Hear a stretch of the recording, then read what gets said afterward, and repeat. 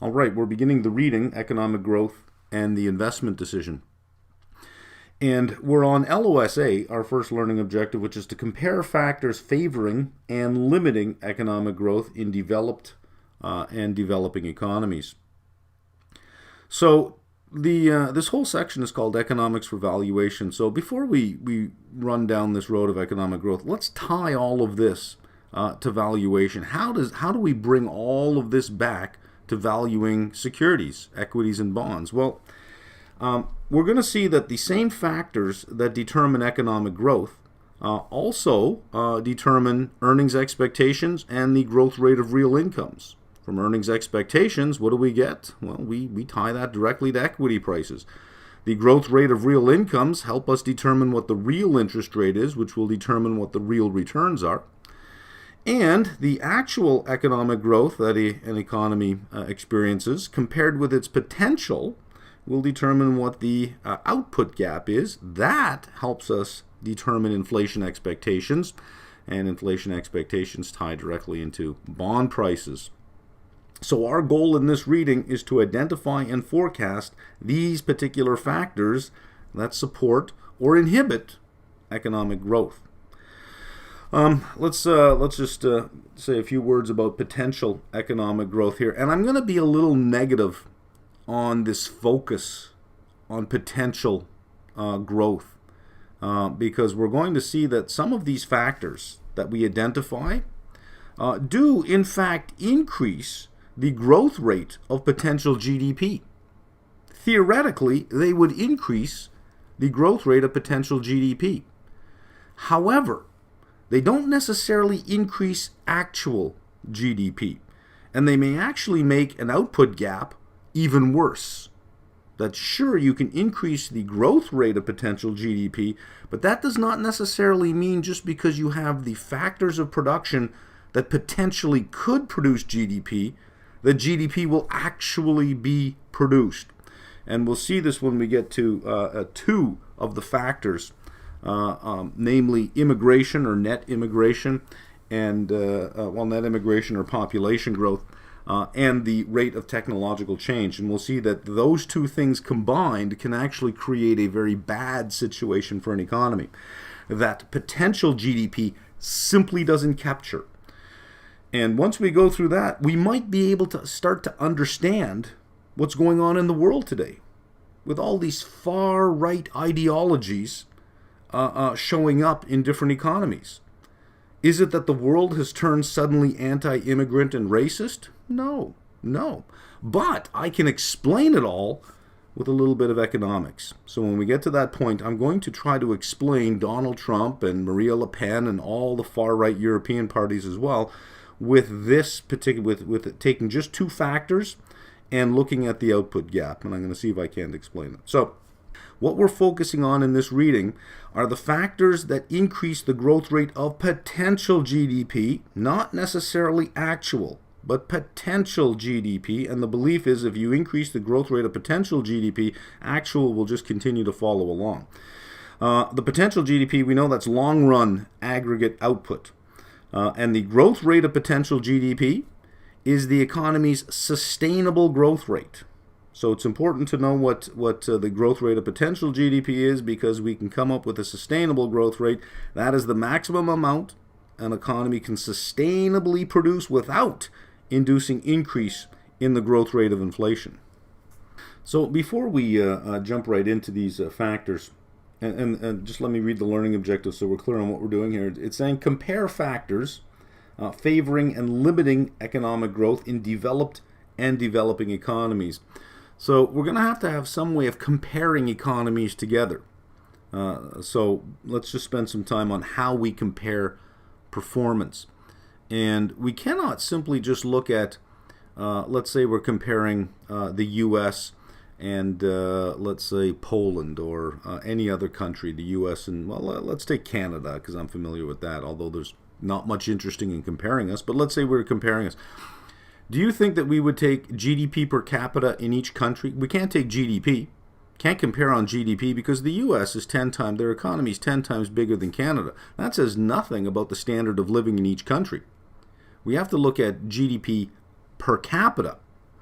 And even in looking at GDP per capita, what if the U.S. has an incredible inflation rate and Canada does not have has zero inflation? Suddenly, if we look at nominal GDP, it'll be that much bigger.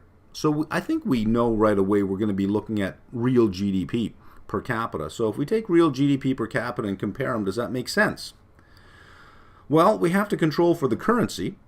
So maybe we want to express them either all in US dollars or all in Canadian dollars. Well, what exchange rate would we use? Would we use the current exchange rate or would we use a different exchange rate? Turns out that it makes more sense to use an exchange rate based on what purchasing power parity would say. We want to try to equate all the goods and services to one price. Now you're thinking, well, how does that make any sense? Well, let's just follow along and we'll see that it makes a lot of sense, because what are we trying to measure when we measure GDP per capita? We're trying to measure a standard of living, something called material well-being. So let's have a look at what we have here. The percentage change in real GDP.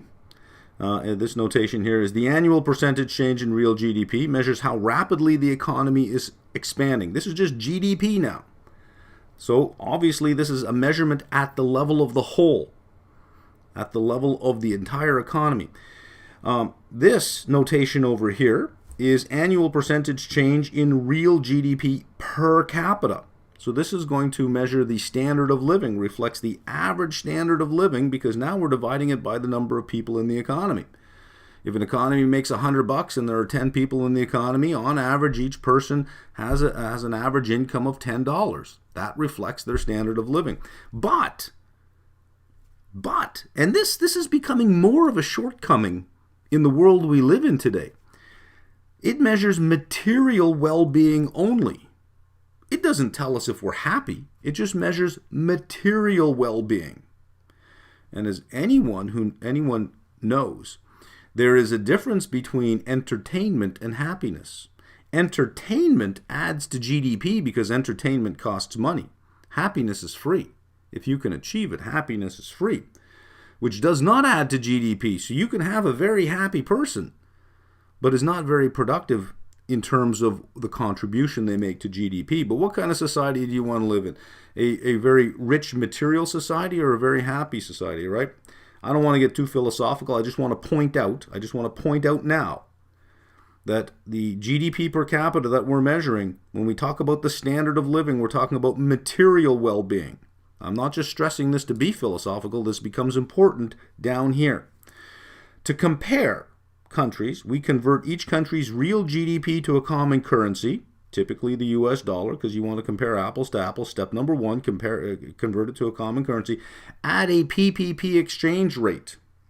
Why? Let's answer that question now. Well, assuming country A haircut costs $20, assuming country B a haircut costs $5 US, after you convert it at whatever the typical exchange rate is, the common exchange rate we have, the spot rate, all into US dollars, here's what we find. Country A has a haircut of $20, country B has a haircut of $5. However, they both provide the same material well-being. They both provide a haircut. So this $20 haircut and this $5 haircut are equal in terms of the material well-being, in terms of the standard of living, but they have different costs. If we want to compare material well-being, a standard of living, a haircut should be a haircut in no matter what country you get it in. Can you afford a haircut regardless of what it is? Once you receive a haircut, you receive a certain amount of well-being. So it should have the same value in GDP. That's why we use a purchasing power parity exchange rate. So that when we compare standards of living across countries, we're not saying, oh yes, but it costs so much more to live there than here, so you need to make more money over there than over here. It's all based on the same purchasing power parity, such that when we look at the numbers, we're really seeing what the material well-being of per capita is, of output per capita is in each economy. So why not use market forex rates? I think we can see here why we want to equate them. Why not use market currency rates? Well, they're too volatile. So at what point in time do you decide, well, I'm going to select the exchange rate now?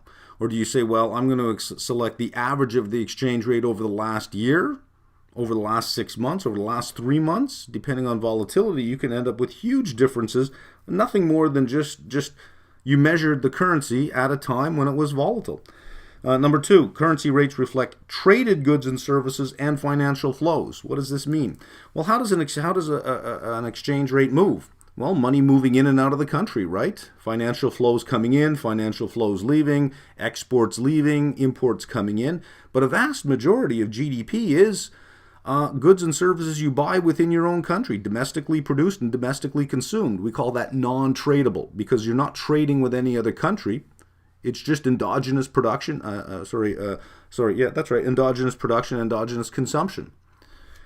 Much of GDP is non-traded, so that's why we would use purchasing power parity. I've taken some time to go through this, and here's why. Is because you're going to be referring, for most of the economic data you need to make your projections, you're going to be referring to available databases that are already out there.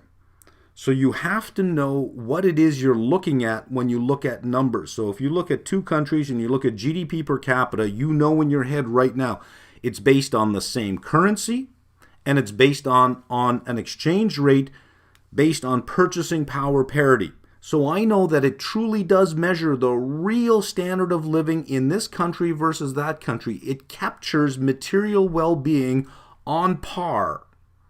Which means if one person gets 10 haircuts and the other person gets 10 haircuts, that's measured equally. It doesn't, not one country doesn't say, well, 10 haircuts are worth more than your 10 haircuts, so this person's much better off with their 10 haircuts. No, they're equally the same. So you need to know that that's what you're looking at. Okay, so I've taken some pains on this, but it is important. Okay, so let's just read this learning objective carefully here before we continue on here. Compare factors favoring and limiting economic growth in developed and developing countries. So developed and developing countries, let's distinguish what we mean between those. Developed countries, high GDP per capita. Developing, low GDP per capita. And what explains this diversity. So we're going to be looking for explanations of diversity beyond the typical economic factors. What we're going to be looking at here go beyond labor and capital and technology. Notice I got a capital K on capital. That's because we're going to use capital later on in a production function, and we're going to use the notation capital K for capital instead of capital C. We don't want to confuse it with consumption. So I stick the capital K in there now, just to let you know where we're headed. I won't write it like that again. I just want to draw your attention to that. Number 1, savings and investment.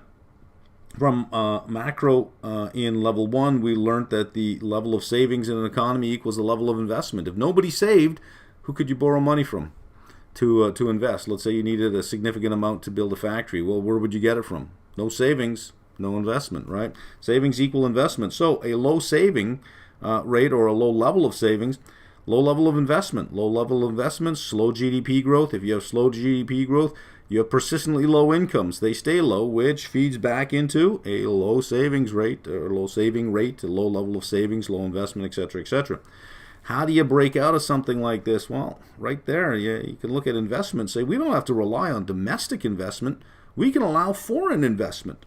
Remedies are typically aimed here to break out of this cycle. Capital flows or capital inflows, foreign direct investment. If a country is willing to allow that, you can start to boost slow GDP growth to higher GDP growth. You can start to boost incomes, which may boost savings, and start to add to investment to get to the point where you don't have to rely so much on foreign direct investment. Number 2, financial markets and intermediaries. What did we learn in level 1 about these? They bring efficiency to markets. They bring efficiency. So, if they bring efficiency, they must promote growth by allocating capital to projects with the highest risk-adjusted returns. Number 1. Number 2, they promote growth by encouraging savings, by creating investment products. And finally, overcoming credit constraints. And that's the whole idea behind intermediation, right? A bank sits between those who want to borrow a large sum of money and a whole bunch of people who want to deposit small amounts of money for differing periods of time. So the bank intermediates in between that, which facilitates a greater availability and ease of access to credit. Countries with better functioning financial markets and intermediaries grow at a faster rate. Capital flows a lot smoother. Number 3, political stability, rule of law, and property rights. So political stability, stable and effective government, rule of law, well-developed legal and regulatory system, and the big one, probably the biggest one, property rights, protection of private property, including intellectual property. So I think it's easy to see that countries that can grow faster have far more stable and effective governments, have a well-developed legal system, and very strong property rights. Those that grow slower probably are lacking on some of these. Education and healthcare systems. So let's look at education. And when we get to the theories of growth theories, we're going to see how we fit education into the labor component by breaking labor apart into its quantity and its quality. It raises the skill level, and that, of course, that is if they stay. That's a big problem for developing nations is you'll get investments in education that raise the level of education in the economy, but the individuals who receive that education say, you know what, there's really not a lot of opportunity for me left in this country. I'm going to go over there. So you have this brain drain. So yeah, they have investments in education, but keeping them, that's a bigger problem. If they stay, contributes to potential GDP. Contributes to potential. It doesn't actually contribute to, well, I shouldn't say it doesn't actually contribute to actual. It doesn't necessarily contribute to actual. Contributes to potential GDP. Let me give you, many of you probably are well aware of this and know several people like this.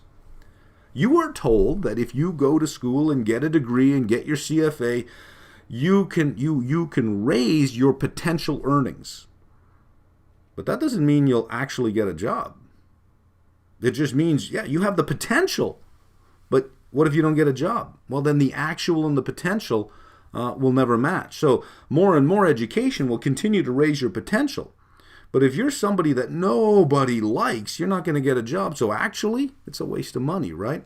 And I think we can all think of people we went to school with that you run into 10 or 15 years later, and it's like they're bartending still. And it's like, oh, you're here? Yeah, And they justify it. Oh, it's so much better. I got freedom, this, that. Yeah. Okay. You couldn't get a job, could you? So they have potential, but that doesn't translate into actual. So again, potential contributes to potential GDP. Whether it actually contributes to actual GDP depends on what we're teaching, on what is on the type of education, the type of training that's being done. Staying on education before we get to healthcare, it also raises the productivity of existing capital because you have a better trained worker who can use the equipment or use the capital in a more productive manner, whether it be formal schooling or on-the-job training. Healthcare systems, and I say speaks to labor availability and willingness to invest. The level of investment in healthcare within an economy, when I say speaks to labor availability, it determines how healthy the working population is and the age expectancy of the working population. And we're going to see a little bit later that we can measure labor growth. Sometimes if we don't have exact numbers, we can measure it by average hours worked per week. Well, the better the healthcare system, the more available workers are to work. The worse it is, the less so. And when I say it also speaks to the willingness to invest, a lot of companies don't want to invest in countries that have very, very poor healthcare systems, simply because who's going to go there? Who wants to go there? So the willingness of companies to invest. So you may open up your country to foreign direct investment, but you may have a lot of problem with different diseases and different sicknesses and a very poor healthcare system. Well, that money's not really going to show up. So you have to fix that healthcare system. Let's go back to education here and look at the difference between the learning objective again said what are the factors favoring or limiting economic growth in developed and developing economies. The focus of education will add to potential GDP in different ways depending on the type of economy and the base of that economy. So let's look at a country and their focus of innovation. And developed countries typically focus on leading edge innovation, leading the way, investments in that, whereas developing countries are perfectly happy to imitate. So their focus on innovation is imitation. So the most effective investment in education in developed economies is in investments in post-secondary. Whereas for developing countries, the most effective investment in education is in primary and secondary education, not so much in post-secondary. Number 5, tax and regulatory systems. Doesn't see that the limited regulation makes a lot more sense. I mean, you want enough regulation that you're protecting what needs to be protected, but regulation just for the sake of protecting existing industries, that's bad regulation. So regulations that protect existing industries almost shut down startups. They pretty much take entrepreneurship and throw it out the door. So you're not going to get that wave of creative destruction that economists talk about.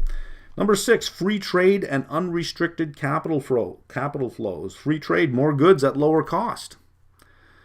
If we didn't have low-cost countries that were exporting nations, the developed countries would be experiencing much higher costs, much higher rates of inflation, and lower real incomes. Hence, their standard of living would actually probably be reduced.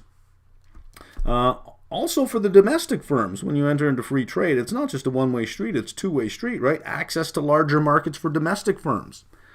The complaint that free trade kills jobs in particular countries is the same thing as saying free trade means that your companies just can't compete with competition on a global basis, which means there's something wrong with your companies if they can't compete.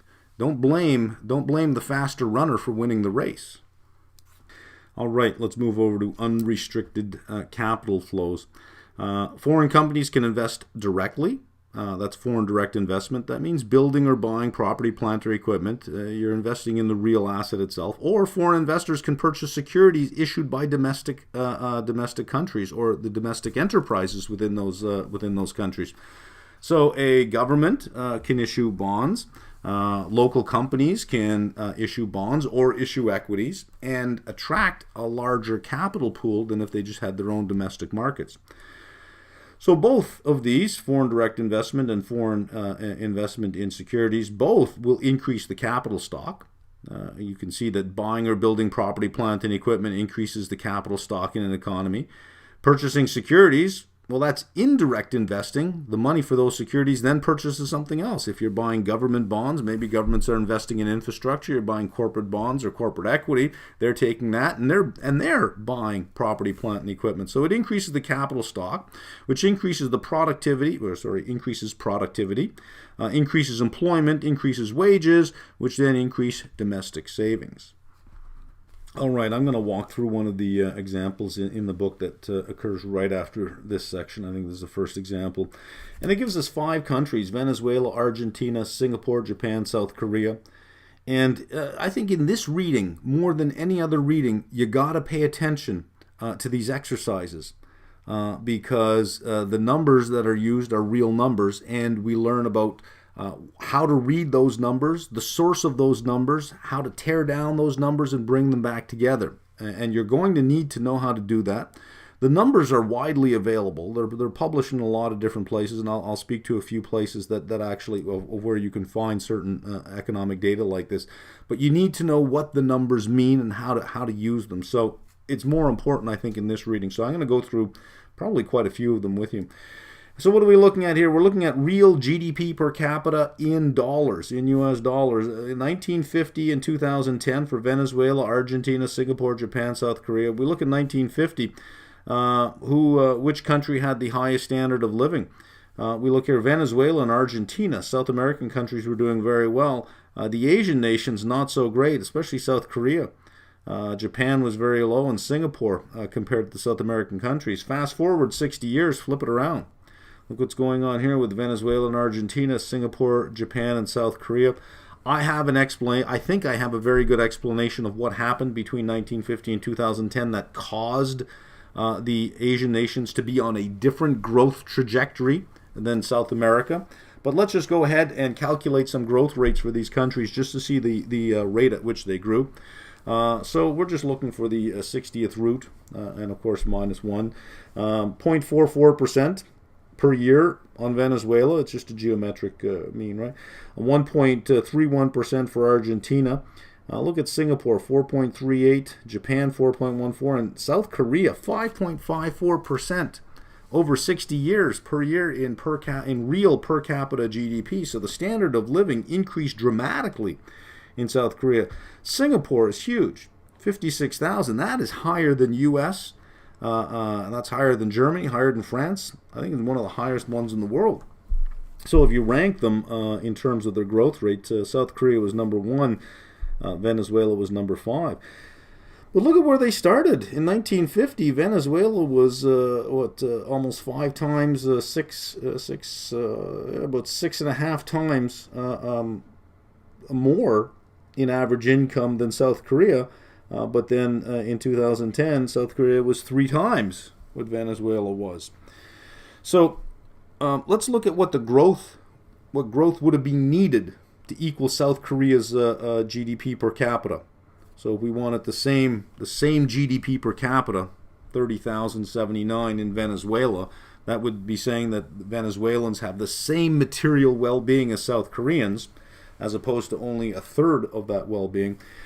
They would have had to grow at 2.21% per year as opposed to 0.44%, and Argentina would have had to grow at 2.68% instead of 1.31%.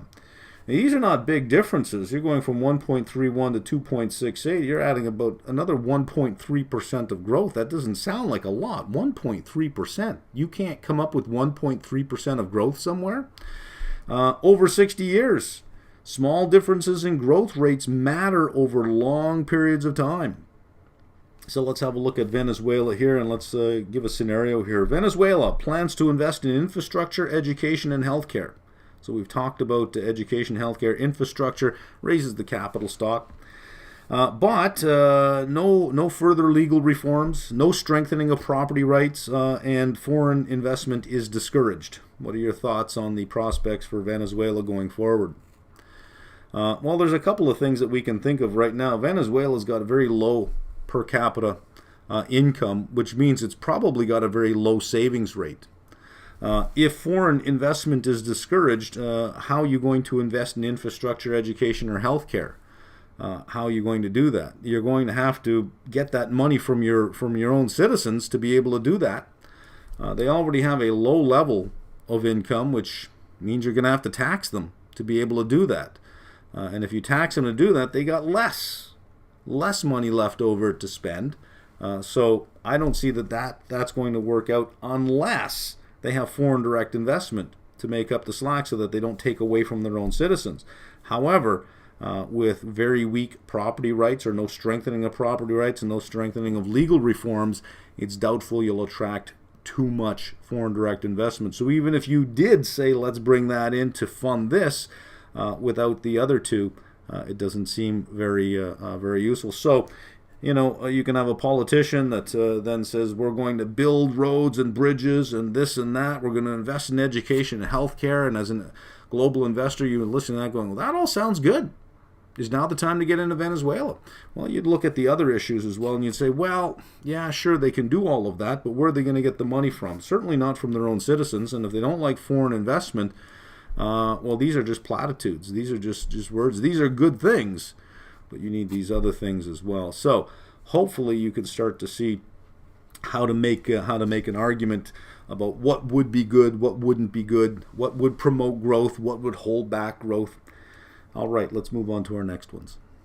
All right, we're on to our next 2 learning objectives here, LOS B and C. Our keywords are describe and explain. Describe the relation between the long-run rate of stock market appreciation and the sustainable growth rate in the economy. And C, explain why potential GDP and its growth rate matter for equity and fixed income investors. So this is rather straightforward and easy to do. I think we can wrap this up fairly quickly.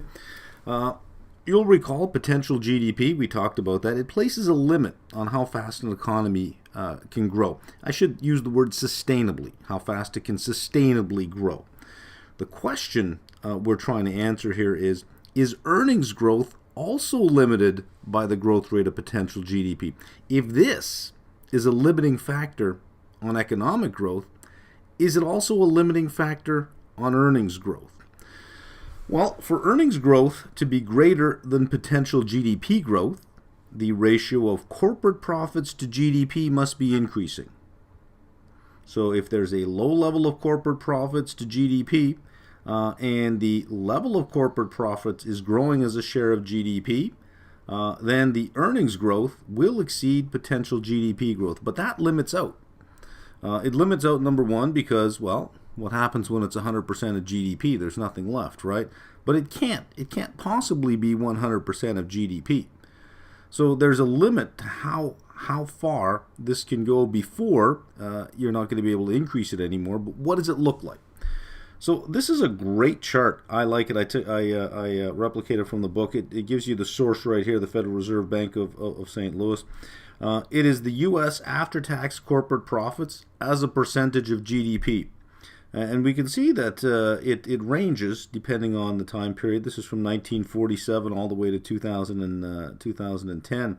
We can see the oil shock here in 74 and the drop in profits, in corporate profits as a share of GDP, all the way into almost the mid-'80s. And then you had the run-up, and then it dropped, and then this massive run-up. Again, there's the credit crisis here before it starts going back up again. So it's ranged all the way from a low of 3.1% of GDP to 10.1% of GDP. But good thing we did the time series analysis reading, right? What have we got here? We've got a stationary relationship. So in the long run, we've seen that if we look at the percentage change in this ratio, it's zero. Look at it back in 55, in this period of time.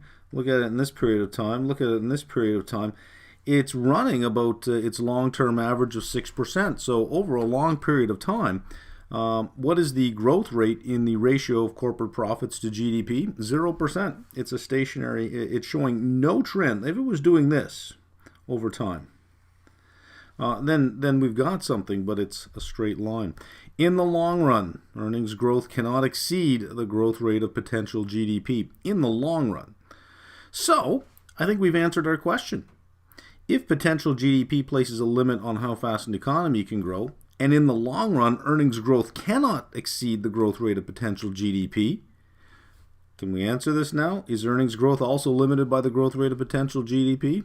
Yes, it is. So let's examine that last statement a little bit more. We have a limiting factor, being the growth rate in potential GDP, which sets a limit to the potential growth rate of earnings. And since we relate the potential growth rate in earnings to the value of the equity market to determine whether or not we're going to get any more price appreciation out of it, let's relate it to the value of the stock market. So let P be the aggregate value of the stock market, and we can express P as the product of three terms. GDP multiplied by the share of earnings in GDP multiplied by the price earnings.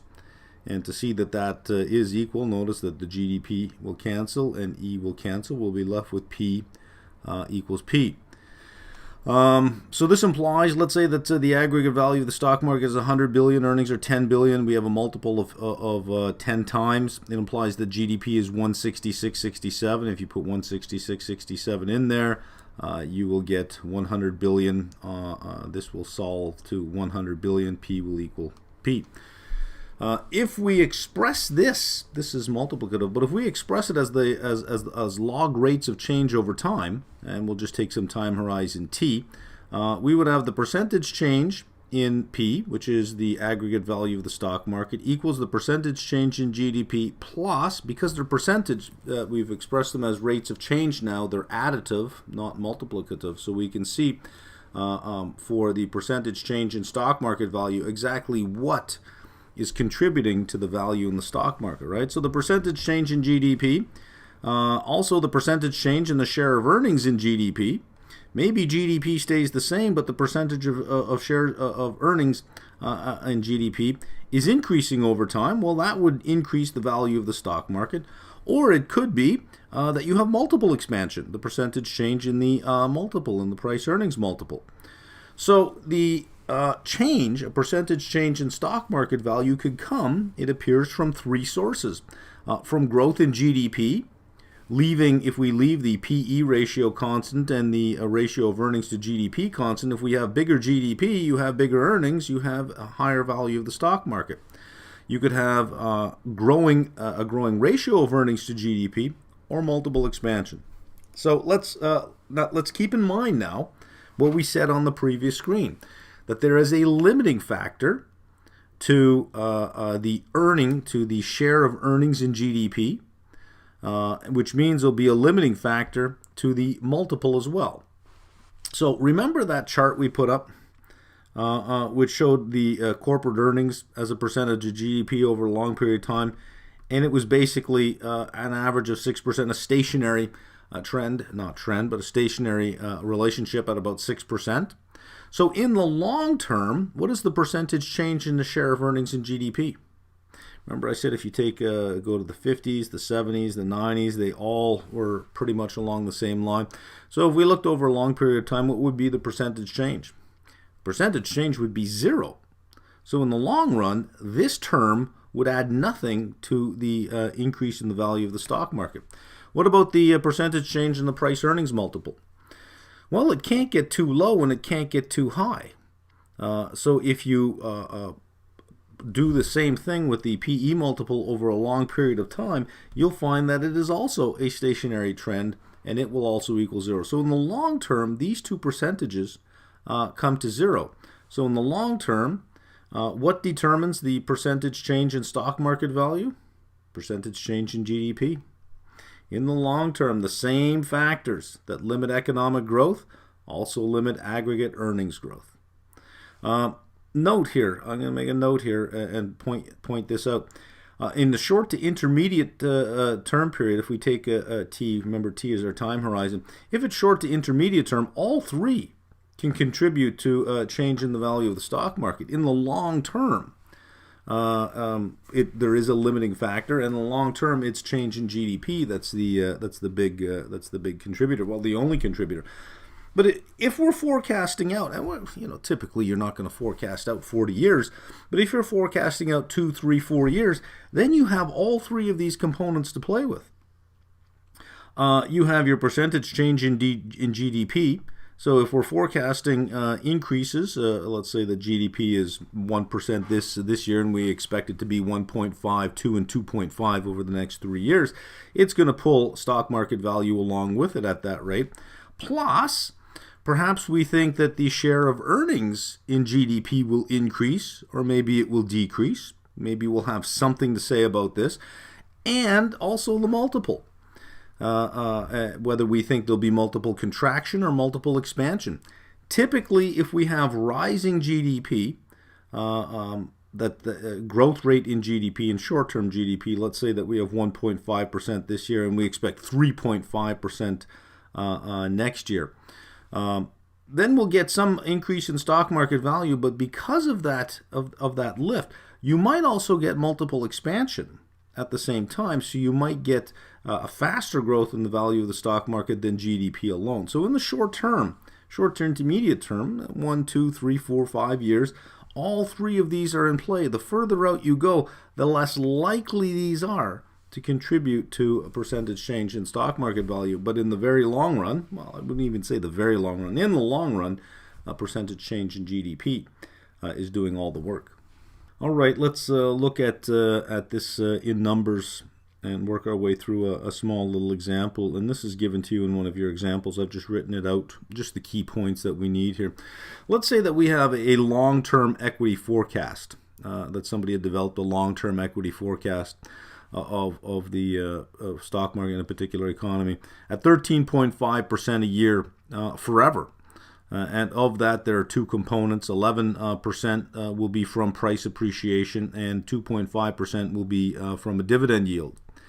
And let's say we're also looking at another forecast, a macro forecast of the long-term growth and potential GDP at 3.25%. And remember now, when we're talking about potential GDP, this is real GDP, right? So we need an inflation forecast. We got 3.75%. Why would we need the inflation forecast? well, whatever equity forecast you have will be nominal. It won't be real. It will be nominal. So to compare it with the potential GDP, you have to bring in your inflation rate to change real GDP to nominal GDP, right? So if you're given this, here I just make the statement here, interpret it. Can you square these two statements together? Do these two are they in conflict? Do they support each other? Is this possible? Now, of course, you're saying 13.5% per year forever. That doesn't make a lot of sense. But what it's really saying is something like this. It's saying if you take a long-term view, this is what it's saying is going to be. It's not saying anything about these short-term fluctuations around that. It's just saying that the long-term trend is 13.5% a year. 11% will be from price appreciation, 2.5% from dividend, but we have long-term growth and potential GDP at 3.25. If you add inflation, you're at 7%, right? Can you square these? Well, let's look at it in terms of the formula that we looked at on the other page. The value of the stock market is a result of multiplying these three terms. And then we said, well, we can look at it in terms of percentage change. So the percentage change in the value of the stock market is equal to these three terms. We're told what the percentage change in the value of the stock market will be just on price appreciation. We're not going to include the dividend yield because that's a cash flow. We're just going to look at price appreciation because that's exactly what P measures. It's just the aggregate value of the stock market. It's not the aggregate return, the aggregate value. So 11% has to equal the sum of these three terms. So the percentage change in GDP, well, we have potential GDP, but we have to compare it to a nominal amount. So we'll add the 3.75. We get 7%. So 11% equals 7% plus these two terms combined must contribute 4%. But if we read the example given to us in the reading, it tells us that the price earnings multiple is at multi-year highs. At multi-year highs. So if the price earnings multiple is at multi-year highs, do we expect further multiple expansion? And it also tells us that the share of earnings, corporate earnings, has risen dramatically. So can that continue on? So if the ratio of earnings to GDP and the multiple are sitting at the high end of their trend channels, can we get another 4% out of that? Well, that's what we have to square, right? Maybe you can in a short term. Maybe there's in the next year or two, the exuberance can continue. Maybe, but it's doubtful that you'd squeeze that extra 4% out over a long period of time. And these are long-term forecasts, so it appears that this doesn't really square based on what we have here versus what we have for the equity portion. Which one would you tend to place more faith in? Growth rate and potential GDP plus the inflation prospect, or the long-term equity forecast? Where would we find more variability in the estimates? Probably the equity forecast. There'd probably be more variability in those estimates than there would be in the long-term forecast of GDP, because those variables don't move. They don't have the same volatility as stock prices do. So I would tend to say that you'd probably anchor your expectations around the 7%, and you'd have to look at these and say, well, now, if we take 7%, is it possible that we might have an earnings stabilization or a contraction? There probably isn't much expansion left. Would earnings begin to contract? And if they do begin to contract, it'll be because of the share of earnings of GDP is starting to decrease. If that starts to drop off, if the share of earnings as a part of GDP starts to drop off, there could be a problem, a multiple contraction here. What can we do to assess that? Well, there's not much we can do to assess the PE multiple. That's a result of something else happen. But certainly the ratio of corporate earnings to GDP, we can certainly look at that, and we can ask ourselves, are there any looming regulatory changes that will bring that into question? Are there any looming tax changes that will bring that into question? So we would look for fiscal and regulatory policies, and we would ask, does anything look like it's going to change? Do we have a government coming in, perhaps a We're going from a conservative government in a particular country to a liberal government that believes that the corporate tax rate is too low. Well, that's going to affect that ratio a bit. So maybe we'll have a contraction here, and that might mean a multiple contraction. Are we going from a liberal government to a conservative government that feels that the corporate tax rate is too high and there's far too much regulation? Well, that could increase this. So if we look in the U.S. for when with Trump coming in, he feels that the corporate tax rate is too high, and he feels that there's way too much regulation. So if he removes that, the earnings as a share of GDP, corporate earnings as a share of GDP, may actually increase. In the short term, may actually increase if he gets it done. If he gets it done, if he can do it, it may actually increase. What about a multiple expansion? Well, if you lower corporate tax rates, if you remove regulation, and if he wants to do what he says, he wants to spend $1 trillion on infrastructure spending over 10 years, that's $100 billion a year flowing in, you might be able to squeeze out a multiple expansion. So for the next year in the U.S., you might be able to say, well, a little bit of help here, a little bit of help here. With all of what he wants to do, we're certainly going to get some GDP boost here. So over the next year, just from this alone, what would we say would happen to the aggregate value of the stock market, barring any external events or any exogenous negative events? Probably upside. So little things like this can be extremely powerful because there's a lot of good theory and a lot of good relationships from theory to empirical observations that back this up in this little formula. And it's typically these small little ones that end up being extremely powerful. Okay, let's move on. A more reasonable long-term forecast for the equity markets, equity price appreciation of 7%. So we would say that's 7%. But equity returns, there's where we would add our 2.5% back on.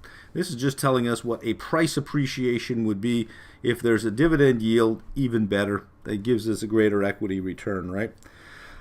If the next year's GDP forecast were only 1.5%, keep in mind we're saying that our potential is 3.25% potential GDP.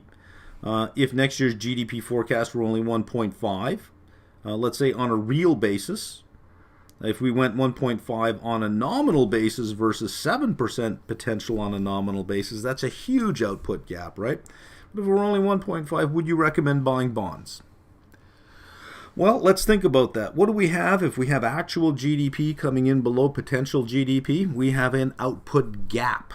Is a central bank more likely to lower interest rates, leave them unchanged, or raise interest rates in the face of an output gap? Certainly not raise them. If they lower interest rates, what happens to bond prices when interest rates drop? Well, they increase. Or they could just not change them at all, but we would place a very small probability on a rate hike, an increased probability on a rate drop, and maybe some kind of middle probability on no change at all, which means buying bonds, worst case scenario, the price doesn't change, rates stay the same. But we have a greater probability of a price increase, which means we have a rate decrease, which means we have a probability of a price increase. So maybe you'd shift something at 1.5. You'd certainly change your allocation to be a little heavier in bonds than equities. All right, well, let's see if this actually works out in practice. Let's try this with some real numbers. And Exhibit 3, I think, is really nice here as well. It gives you who the source of this is. Decomposition of the S&P 500 returns. These are log returns from 46 to 2007. Annual returns or growth rate, S&P 500, 10.82% return. And we can see how it's made up. The 10.82% comes from different factors. The dividend yield is 3.67. So if you take 10.82 minus the 3.67, that implies a 7.15% price appreciation increase.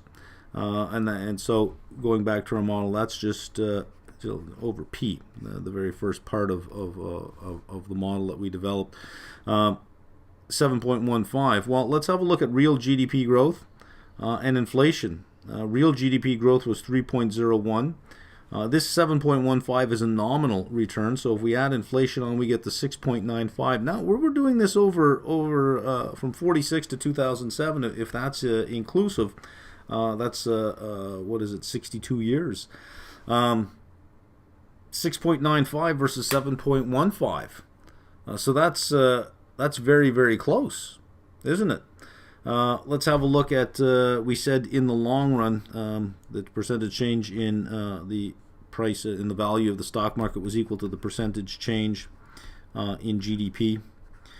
Plus, we said it would be the percentage change in the share of earnings over GDP. Plus, it would be the percentage change in the PE multiple. And we said in the long run, both these terms would be zero in the long run, but in the short to intermediate term, there'll be some value there, but there'll be zero in the long run. Well, that's a long run. Let's have a look. Earnings per share as a ratio, expressed as ratio GDP, negative 0.12. That's very, very close to zero. The PE multiple added to the returns, 0.32%. So if we add these two terms together, we get 0.2%. Of the 10.82, it's 0.2%. So without it, it would have been 10.62. So 0.2% versus 0, 6.95% versus 7.15. It's not going to work out exactly, but would you say that, wow, I mean, that's pretty close. Keep in mind, we're going over 62 years now, and look at that relationship. That's pretty close. So these little small formulas end up being very, very powerful. Earlier I said that I'd tell you some sources of where we can get some of this data. A lot of this data is already done for us. We don't need to go looking for it. It's economic data. It has to be somewhere, right?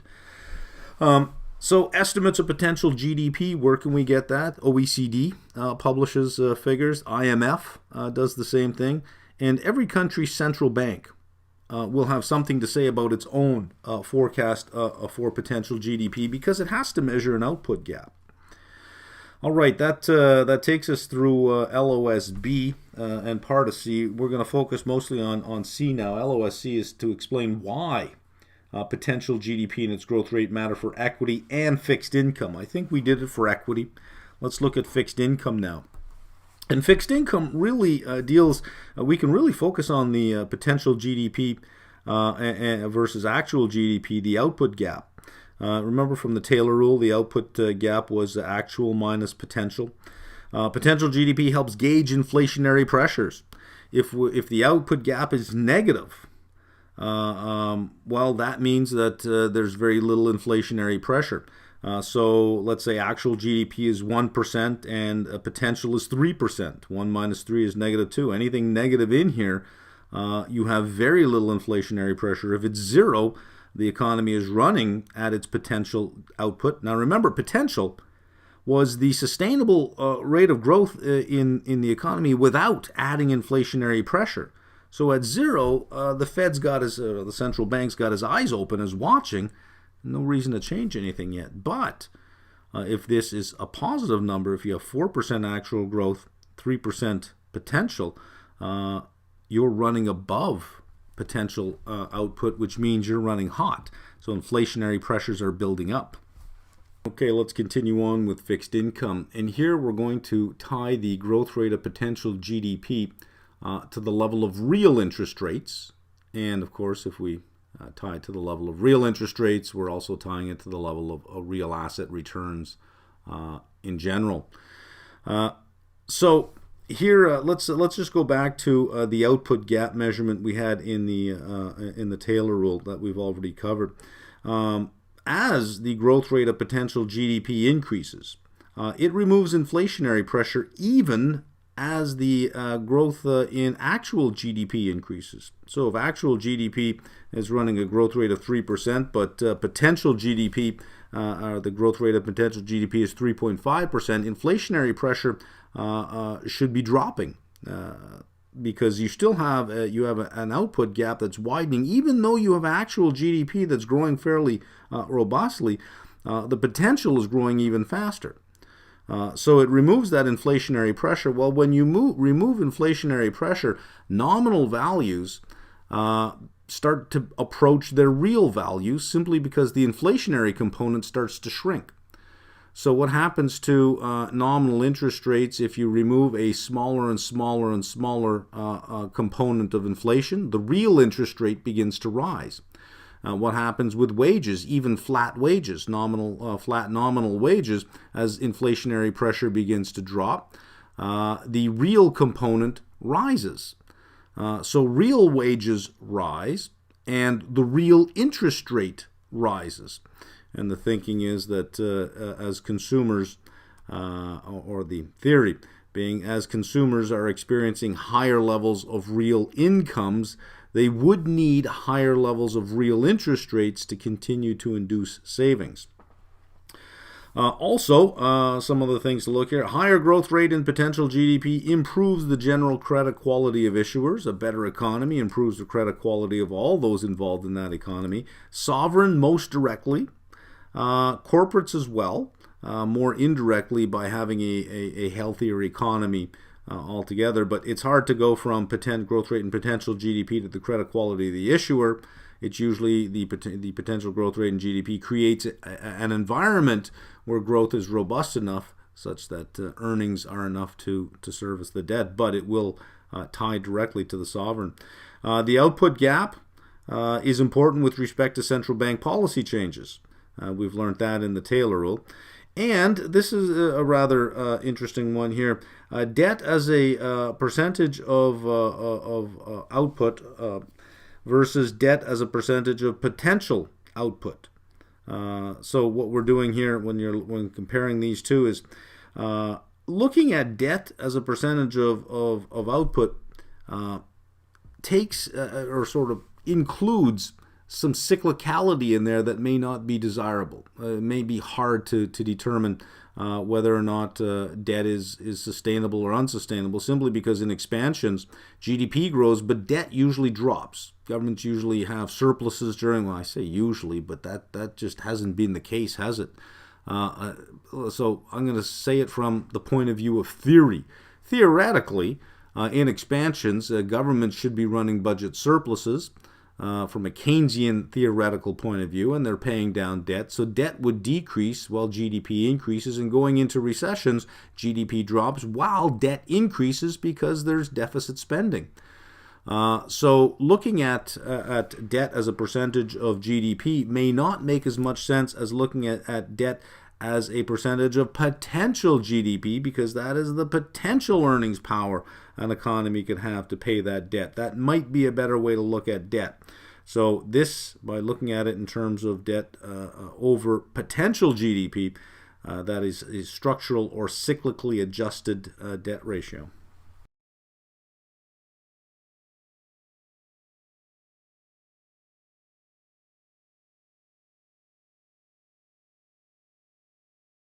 Okay, we're on LOSD now, which is our keywords here: distinguish, explain. Distinguish between capital deepening investment and technological progress, and explain how each affects economic growth and labor productivity. Now, there's no calculate or derive or anything like that, but we're going to take a particular production function, which we see at the top here, and we're going to take first derivatives of it just to make an argument, just to help you explain things. You may find that that's a little bit more detailed than what you would like, but what the work we do here, the extra 3-4 minutes I take in deriving that, will help you see the connections in things a lot more clearly when we get to part 5, when we start to look at classical, neoclassical, and endogenous growth theory. So just bear with me on this. So what we're going to use is a simple production function. We're looking at the determinants of economic growth, and in our simple production function we have capital and labor, and we have an external factor A over here, which stands in for total factor productivity. So Y, our aggregate output, is a function of capital and labor scaled up by some technological variable that we call total factor productivity. It represents basically another input, which we call technology, or the level of productivity. It is exogenous to the model. Notice that capital and labor are within the model, are within the function itself, but the total factor productivity technology is exogenous. And when it was first developed, What led to this was that if you look at the contributions of capital and labor to output, it couldn't quite explain all of output. So there had to be something else going on, and typically in a regression you would call that the residual. So the residual was large enough, was significant enough, was about half, represented about half, so it had to be something else. So the thinking was, well, it must be increases in productivity, but how do you capture that? Well, we'll just put a scale factor outside of the function, and from that we can estimate what total factor productivity is, but you can't actually observe it like you can with capital and labor. There's no measurement for it. It's sort of measure everything, and whatever's left over must be technological progress. So that's what that's capturing. So to be more useful, this is in its form here. It's not very useful. We're going to use a specific functional form of this production function called a Cobb-Douglas production function, and that's given by this equation here, such that the term for our inputs, our factors of production, have a power term of alpha and 1 minus alpha, and these represent their share in GDP. So if capital represents 70% of all inputs, labor would represent 30%. Typically it's the other way around. Capital is about 30, labor is about 70, and alpha is a coefficient that is between 0 and 1.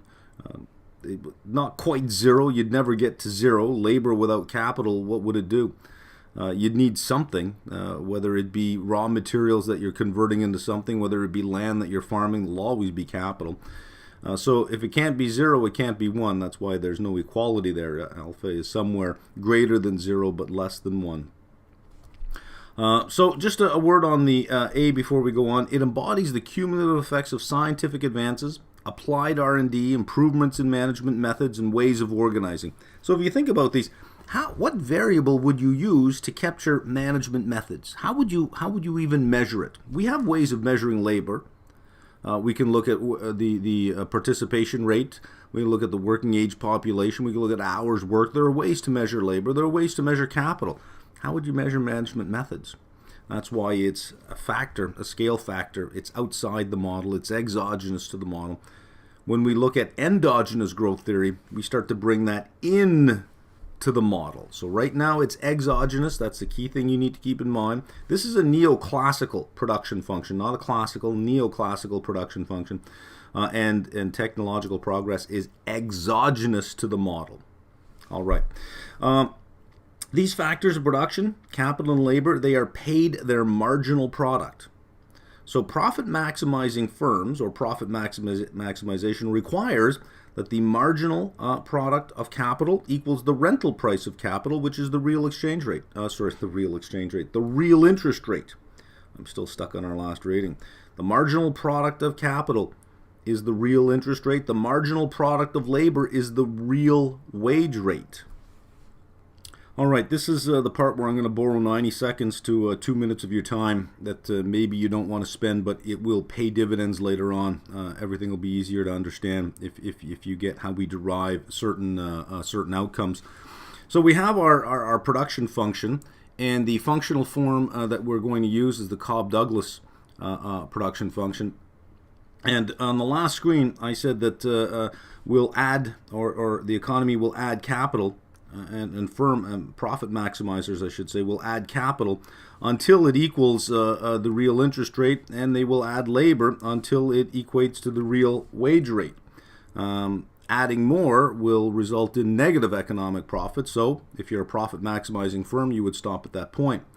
Well, marginal products are rates of change. So what we would do is we would take our original production function and we would take the first derivative with respect to K and take the first derivative with respect to L. Since we're using the functional form, the Cobb-Douglas functional form, you can satisfy yourself that that is the first derivative. And all I'm doing is simplifying by collecting terms, taking K and expressing it just a little bit differently. What we have along the top is Y. So it simplifies to alpha y over k, which is the real interest rate. Isolating for alpha over here, we get to alpha equals rk over y. What's our numerator? It is capital income. In words, what is this saying? In words, alpha is the share of GDP paid out to the suppliers of capital. We do the same thing with labor. We'll take the first derivative of the production function with respect to L, and we'll get this term. Simplifying looks like this. Again, simplifying a little more. And I've gone through every step so that I'm not going to derive it step by step. You can pause the video, and you're smart enough that you can figure it out. I know you are. Equals the real wage rate. The book doesn't use the notation W sub R, but I am, just instead of having to write out the words real wage rate all the time. So isolating for 1 minus alpha on this side gives us LWR over Y. So 1 minus alpha is the share of GDP paid out to the suppliers of labor. Now, let me tie this together here. If we think of GDP, remember we can take it as an expenditure approach or as an income approach, and they should equal, right? So if on an income approach, if alpha is the share of GDP paid out to the suppliers of capital, we have a two-factor production function. If that's the share of GDP paid out to the suppliers of capital, and this is the share of GDP paid out to the suppliers of labor, from an income perspective, you have the income to capital and the income to labor should also equal the output perspective. So again, going back to level 1 for GDP, you can have an expenditure approach or an income approach. This is just looking at it from the income side so that we make GDP whole over here. So alpha is just capital's share in GDP. 1 minus alpha is labor's share in GDP. That's one big point. The other big point is that we will add capital in an economy until its marginal product, until its contribution of the next unit equals the real interest rate. At that point, there's no point in adding more.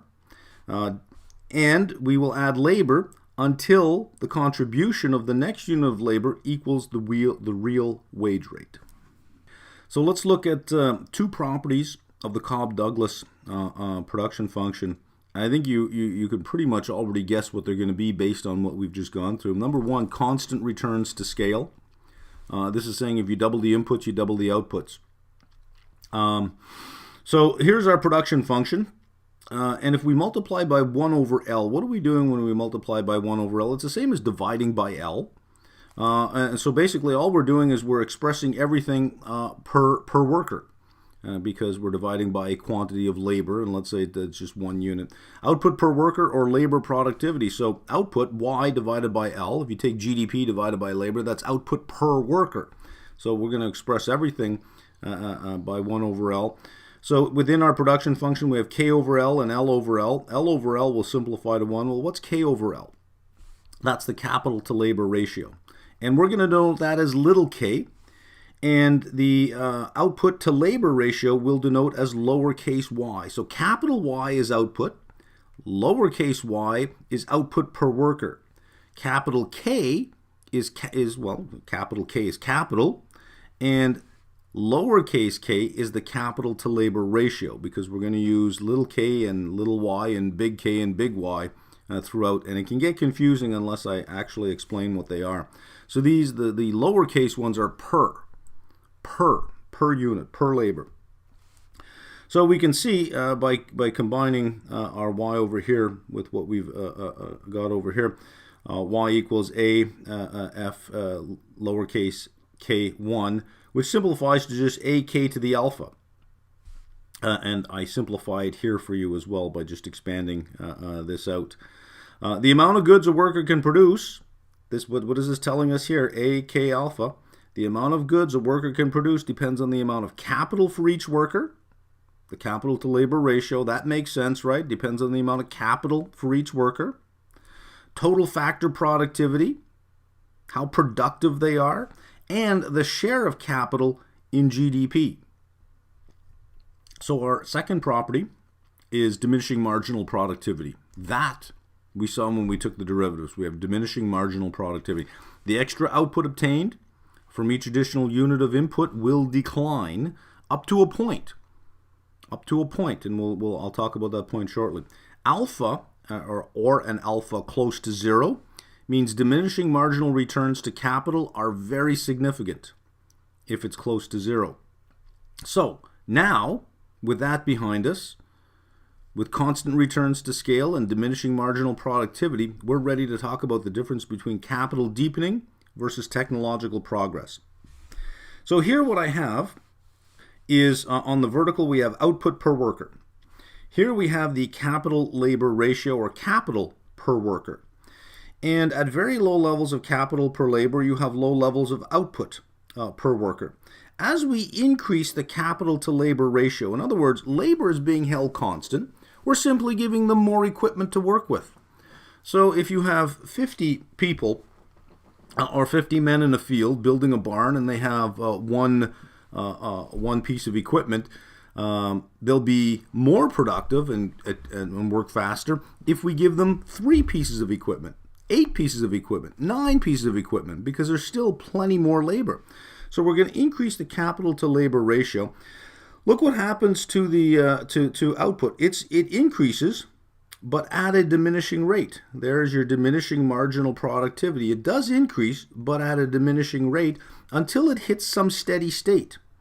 And in that steady state, we've already said the condition for that steady state is that the marginal product of capital equals the real interest rate.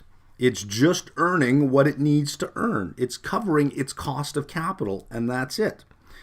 So this is called capital deepening. When we move across the horizontal, when we increase the capital to labor ratio, we're deepening the capital. It's called capital deepening.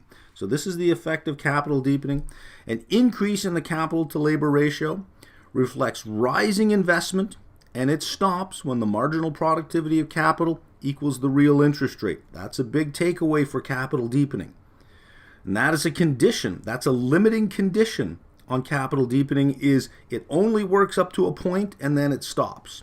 What point? When the marginal product of capital equals the real interest rate.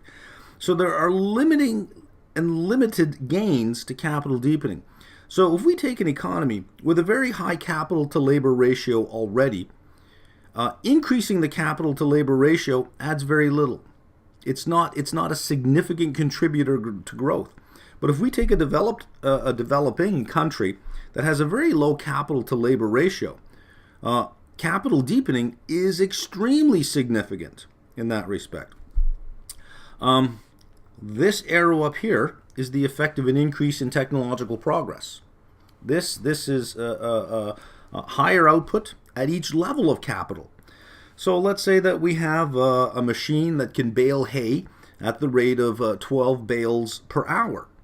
Well, the more machines we give the farmhands, the more output they can get. But listen, if you have 20 farmhands and 21 machines, that extra machine doesn't do anything. You're in a steady state. So adding that extra machine made no sense because it contributes nothing. You wouldn't have done it. But suddenly, let's say that we can add machines that don't do 12 bales of hay an hour, but can do 30 bales of hay an hour. We would now be on a new curve. So the effect of an increase in technological progress, for the same capital labor ratio, you can increase output. Capital deepening says to increase output, you must add capital. A move up to a higher curve says you don't have to add capital, you just have to add better capital, more productive capital. So for developed economies, this is the prime driver of economic growth, is technological progress. For developing economies, this is the prime driver of economic growth, which is capital deepening. So I've blown that little graph up a little bit. Let's just spend another 90 seconds on it just so that we understand what's going on in here. As we add capital, as we increase the capital labor ratio, the gains that we get happen at a diminishing point until we hit a steady state where the marginal product of capital equals the real interest rate. Capital deepening is no longer a source of sustained growth in the economy at this point. In a steady state, capital deepening is no longer a source of growth. Moving up, progress is a source of sustained growth, even in a steady state. So even if you take an economy in a steady state and you can shift upwards, you can still get growth, which is why I said earlier that in developed countries, the capital to labor ratio is probably in a steady state. It's probably as optimal as it's going to get, which means really the prime determinant of growth is going to be increases in technology. Anything below this line, anything below this, I've extended the line out to a level of output per worker over here. Anything under here, the marginal product of capital is greater than its cost of capital, than its, well, I call it the cost of capital, its real interest rate, the cost that justifies owning it. Therefore, capital deepening can raise per capita GDP. Now, typically, an economy would expand like this. It would start off with capital deepening, and then it might do this. There might be some stages of technological progress along the way. It wouldn't get to a steady state and then worry about technological progress. It would do that. And then, so it wouldn't just be one line. So what happens is, if we follow this line, this sort of gives us an indication of potential GDP. But as we increase technological progress, it also increases the growth rate of potential GDP, so that rather than one curve or this curve, you can extrapolate another curve that would then reach like that, so that you have this differential in here. Now, for developing economies, and this is an important point, we have developed economies up here, and we have developing economies down here. Because there are developed economies that rely, this over here relies on something called innovation. Developing economies can move upwards towards a developed economy by something called imitation. So it doesn't actually have to be the imitator. It can adopt technological progress. It can imitate. So if we look at some countries in Africa versus the U.S., the U.S. went from telegraph to telephone, landline telephone, to cellular. Many African nations skipped the telephone altogether, went right to cellular. Why? Because they could adopt a technology that already existed. They didn't have to do the capital deepening along a particular trajectory before that happened. They could start at a higher curve right away, so they don't have to go through all of that learning that developed economies did. All right, let's play around with a few ideas here. Let's say we have two countries, country A and country B, and we observe capital to labor ratios as follows. In country A, the capital to labor ratio is $100,000. In B, the capital to labor ratio is $5,000. This is saying that every worker has $100,000 worth of capital to be productive with, whereas in country B, they only have $5,000 worth of capital to be productive with. What effect on growth rate of potential GDP, or what is the effect on growth rate of potential GDP of these three things? An increase in investment in both countries. So both countries are going to invest in capital. If they're investing in capital, that's called capital deepening. So when we look at country A and country B, if we're going to raise the capital to labor ratio, where's the biggest bang for the buck? Well, A, you'll have a small effect. B, you will have a large effect. So let's say that we decide to increase it by 10,000. We go from 100,000, we'll go to 110,000. That's a 10% increase in capital. A 10% increase in capital. But if we add the same amount to country B, we would have 15,000. That is a 300% increase. 200% increase. A tripling, a 200% increase in the amount of capital that already exists is going to have the larger effect. So capital deepening has the largest effect at the lowest capital to labor ratios. Number two, an increase in university research in both countries. Likely impact is on total factor productivity as opposed to labor, capital, or output, but it'll be on total factor productivity. For A, it raises potential GDP, most definitely, and it's probably the one way that it can gain an increase in potential GDP, because capital deepening will have a small effect. For B, if B does the same thing, raises university research, it'll raise potential GDP as well. So for country B, both capital deepening and technological progress add to potential GDP growth rates, whereas for country A, capital deepening not so much, heavier on innovation. Number 3, eliminate restrictions on foreign investment for country B. Investment will raise in country B, which raises potential GDP in B. All right, we're going to do a number of learning objectives all at the same time. LOS E to H, E, F, G, H. And I think we've got 6 screens or 7 screens to do 4 learning objectives. So you can see that they're going to go at a fairly fast clip, but we're going to spend more time on looking at a lot of the exhibits in the chapter and looking at 2 detailed problems because I think it's important to be able to read the economic data, because sometimes it can look really confusing and you look at tables and charts and you sort of gloss over them, but when you have to go looking for the information, it's hard to find. So I'll show you how to read these charts in a way that when you have to answer questions about it, you'll know exactly where you can go or what you're looking at when you look for the number. So E, let's focus on that. Forecast potential GDP. And again, this whole reading, I'm going to keep reminding you, is about potential GDP, a theoretical value for GDP that we think is the economy's potential without creating inflation. And there are some problems with potential GDP, and during this series of learning objectives, I hope to point them out. Forecast potential GDP based on growth accounting relations.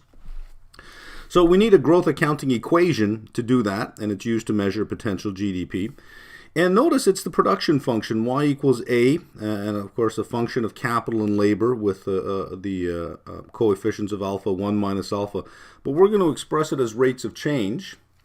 So the growth rate of output is equal to the rate of technological change plus the growth rate of capital plus the growth rate of labor. That's all we're expressing it as. And I think that's fairly straightforward based on what we've looked at so far. Since we're not dealing with coefficients now, since alpha, because we're taking the logarithm of the factor to get the growth rate, the power term comes down, the coefficient comes down and becomes multiplicative instead of exponential. The meaning of alpha and 1 minus alpha changes slightly here. Alpha is the elasticity of output with respect to capital, and 1 minus alpha is the elasticity of output with respect to labor, and these are estimated from the GDP accounts.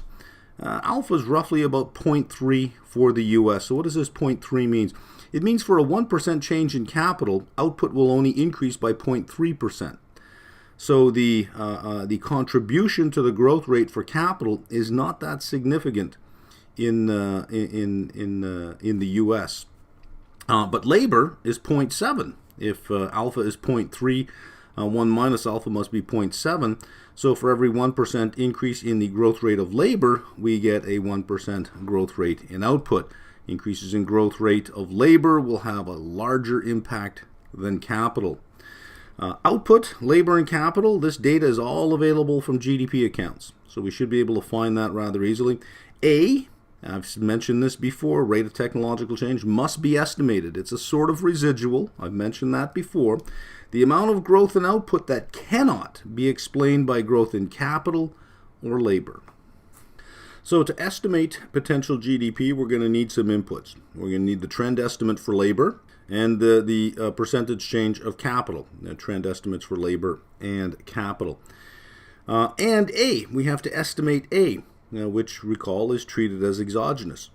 An alternative method to doing it this way is something called the labor productivity growth rate accounting method. And it bypasses the need to estimate a trend estimate for labor and for capital and for A.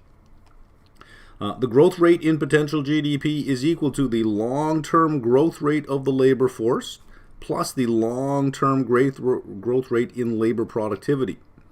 And we're going to use this one a little later on, and one of the examples uses it well. I encourage you to go through those examples in the reading very slowly. I'm not going to go through all of them, just 2 at the very end. But it's not as neat and tidy as, let's say, doing something in fixed income or quant, where you're given some input, you can come up with an answer, and everybody can come up with the same answer. There's some reasoning and some logic that goes in. There's some intuition and experience looking at numbers and sort of reading into them, saying, well, should we accept this number the way it stands? What do we expect to see from it? So there's no clear, definite answer. There are inputs that you'll use, but there's some interpretation to those inputs. Let's look at some further extensions to the production function before we go into some examples here. And while it may look like, wow, we're really throwing a lot at this, we're really not. Again, we have the production function y equals a, a scaling factor a, and a function of certain inputs, n, l, h, k sub it, k sub nt, k sub p. But we're not really looking at a lot here. So let me just break it down. Let's ignore n for now. Let's look at labor. L for labor, H for the quality of labor. So we have a quantity and a quality. But if you take these two over here, what have you got? You really just got labor, except that we're going to differentiate now between the quantity and the quality of labor. And look at the next three inputs that we have. Let me get a color here that I can use. These three over here. What do we really have here? Well, this is all forms of capital. ICT capital, information computer technology, non-ICT capital, and public capital. Now let me say a word about this ICT capital now, because you could be looking at this and saying, well, if it's all capital, why not just call it K? What we're bringing in by separating IT capital from non-IT capital is that some technological progress finds its way into the economy in a factor of production within capital. Some of the human capital and the innovation that people create is embedded in the capital good itself, so it's hard to tear it out and say, well, this was just technology and the rest of it was capital. So if we make a distinction between information IT capital and non-IT capital, we can work with that later. But what have we got? We got labor and capital still, and you have an N over here for natural resources. We're going to see that it's not really a critical thing.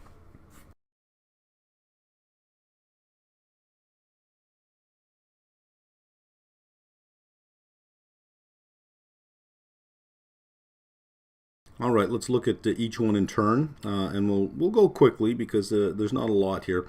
Natural resources, well, we can break them down into renewable resources, non-renewable resources, and access to resources is important.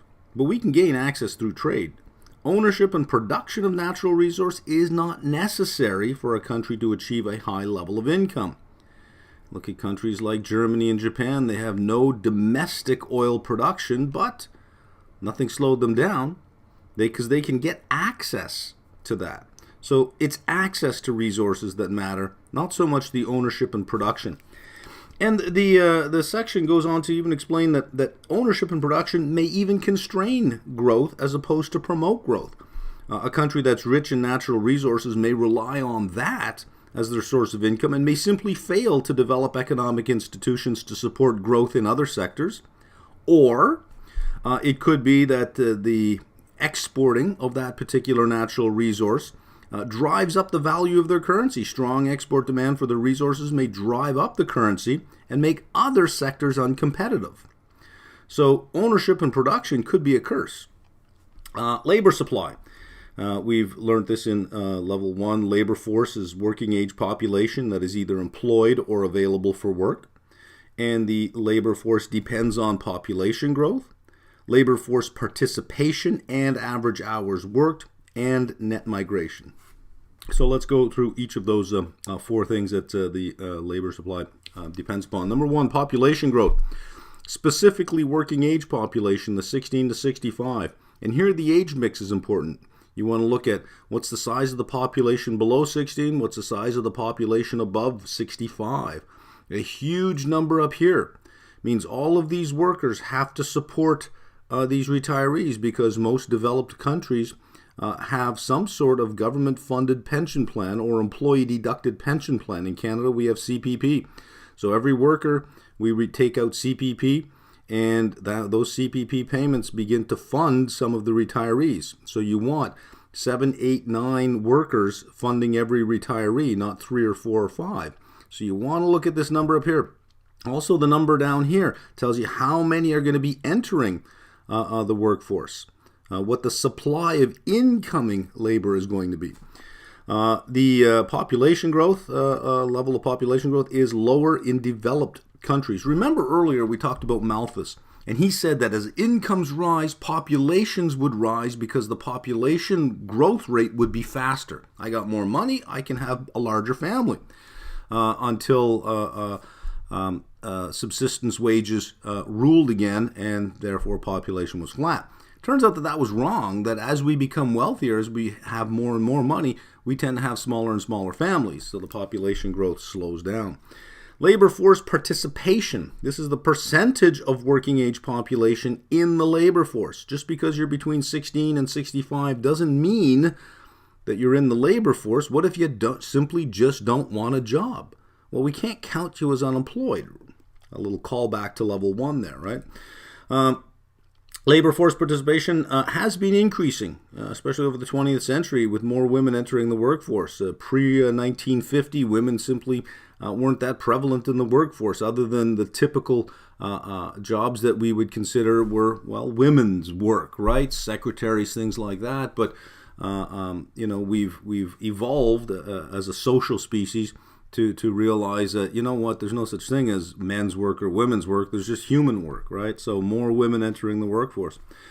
Population growth can increase output, but not necessarily output per capita. If you have more people, you got to feed them. They got to eat. Well, nobody gives food for free. That counts in GDP. So more people have to eat, more people have to live somewhere, more people have to dress, more people have to move around, get transported, etc., get educated. So a bigger population will increase output, but not necessarily output per capita. Labor force participation does both. It increases output and it increases output per capita. Because if you have 10 people working and suddenly you have now 11 people working, well, there's 11 incomes. So if we look at GDP from an income approach as opposed to an expenditure approach, that income still gets counted in GDP. Now there are 11 people. Before there were 10 people supporting the population. Now there's 11 people supporting the population, so GDP per capita will increase as well. Net migration. This is a difficult one. All right, this is a difficult one. It boosts potential GDP. Why? Because it increases the population, increases the labor supply. However, and this is a significant problem since the financial crisis, this is a significant problem since then. If a country is running a persistent output gap, which many developed countries after the financial crisis never closed that output gap, they've been running consistently below their potential GDP. If a country is running a persistent output gap, that means that this term in the Taylor rule is negative. The actual growth rate is minus the potential growth rate is negative. Increased immigration will make it worse, and increase unemployment. So when we see this malaise across a bunch of countries about immigration sort of making things worse, well, it's true. It's not that the immigrants themselves, those particular immigrants, are making things worse.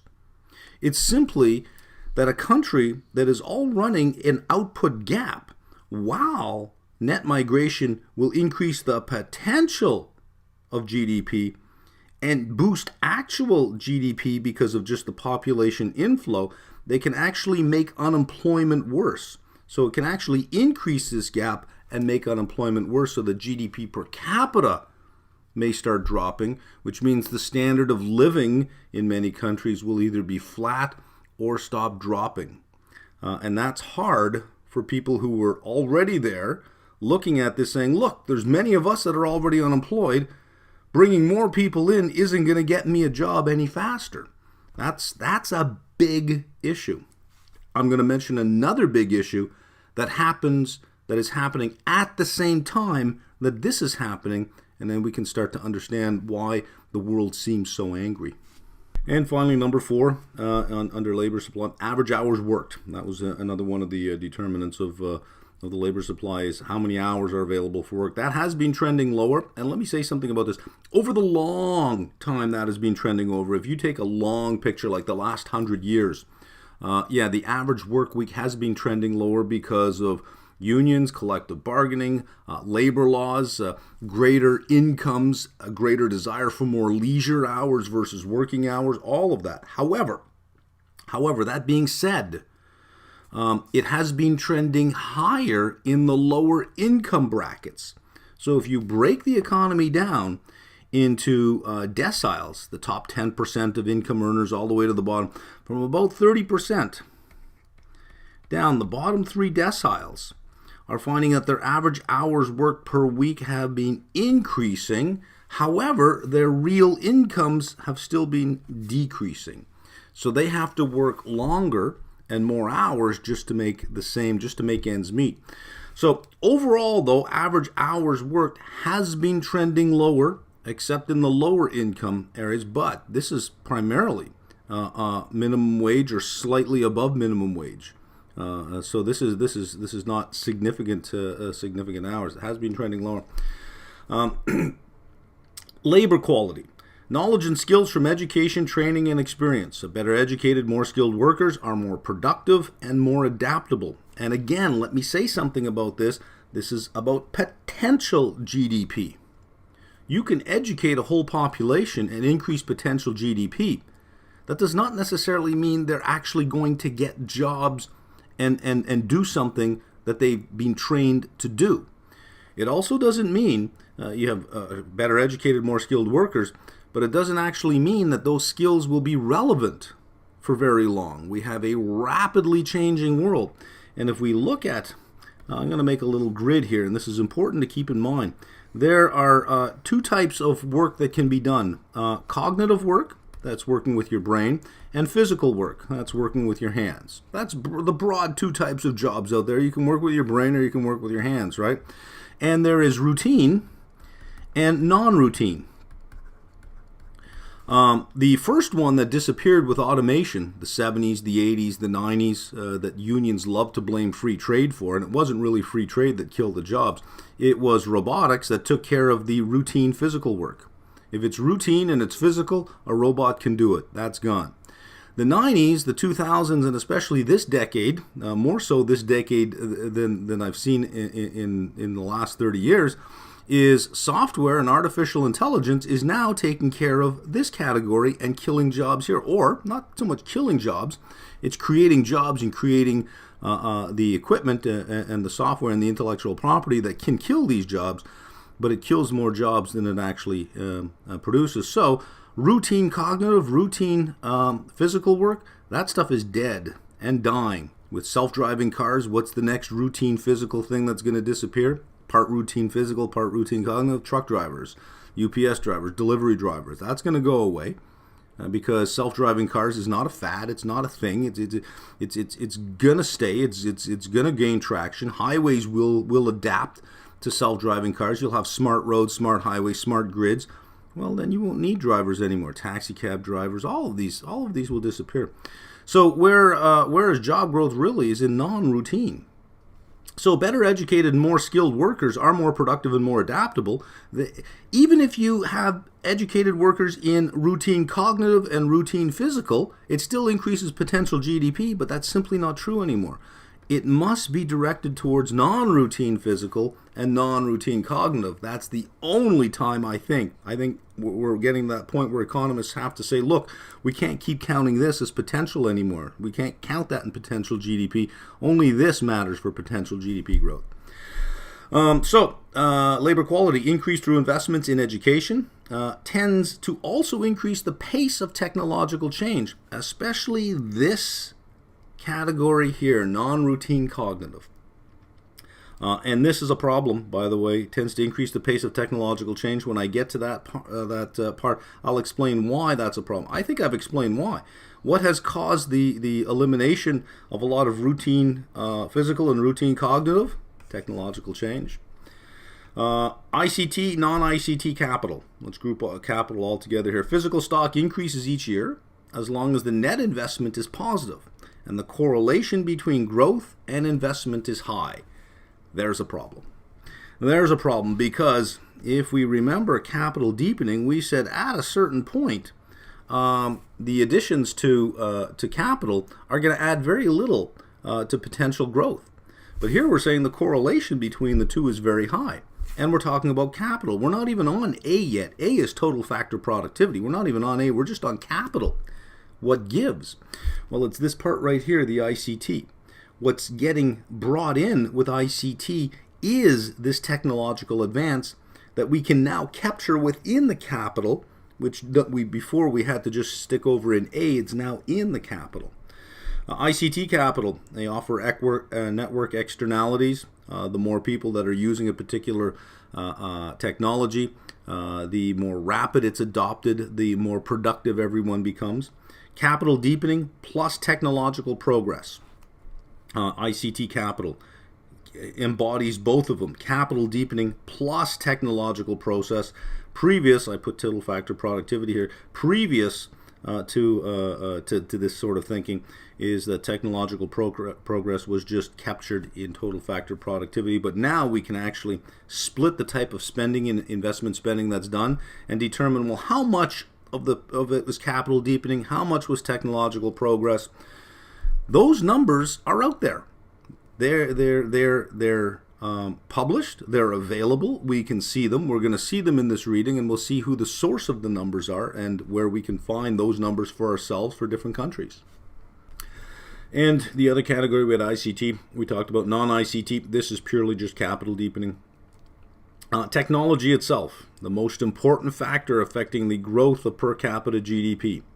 Not just the growth in GDP or the growth in potential GDP, but the growth of potential GDP per capita. Technology results in an upward shift of the production function, which we saw. We drew it out earlier. We said there is our typical production function showing diminishing marginal returns. And with technological progress, we can get to a higher curve. Produce more and or higher quality goods and services with the same resources or inputs. This is not mentioned as well, but I'm going to mention as well. It's sort of the mirror image of this. If you can produce more or higher quality with the same inputs, it also allows the same current output with fewer resources or inputs. That is the more important line. Is, listen, companies don't produce to the level of their technology. They don't say, we have technology that allows us to output this much, that's what we output. They output to demand. So they say demand is at this level, this is what we'll output. And they may run slack. So they have slack resources within their organization. The technology is capable of more, but the demand isn't there. So what companies can do is they can have a workforce of 50 employees in particular type of equipment. They can replace that equipment, go down to 30 employees, and produce the same output. So that GDP, their actual GDP, their output didn't increase. And in fact, what did happen in the end is that GDP, if you think about it, decreased. How's that possible? How can an economy produce the same amount of output but have output decrease? Altogether, because if you look at GDP, you can look at it from an expenditure or an income perspective. If you get rid of 20 employees, they're no longer making an income. And if that if the lower cost of producing that is passed on to the consumer, then you have a lower price in the market, which doesn't contribute to GDP as much. It's important that we get this. Yes, it's nice to say that advances in technology allow more output to be made per worker. However, it's also just as true that you can achieve the same output with fewer workers. Now, let's bring that together with what we said about immigration under conditions of output gaps.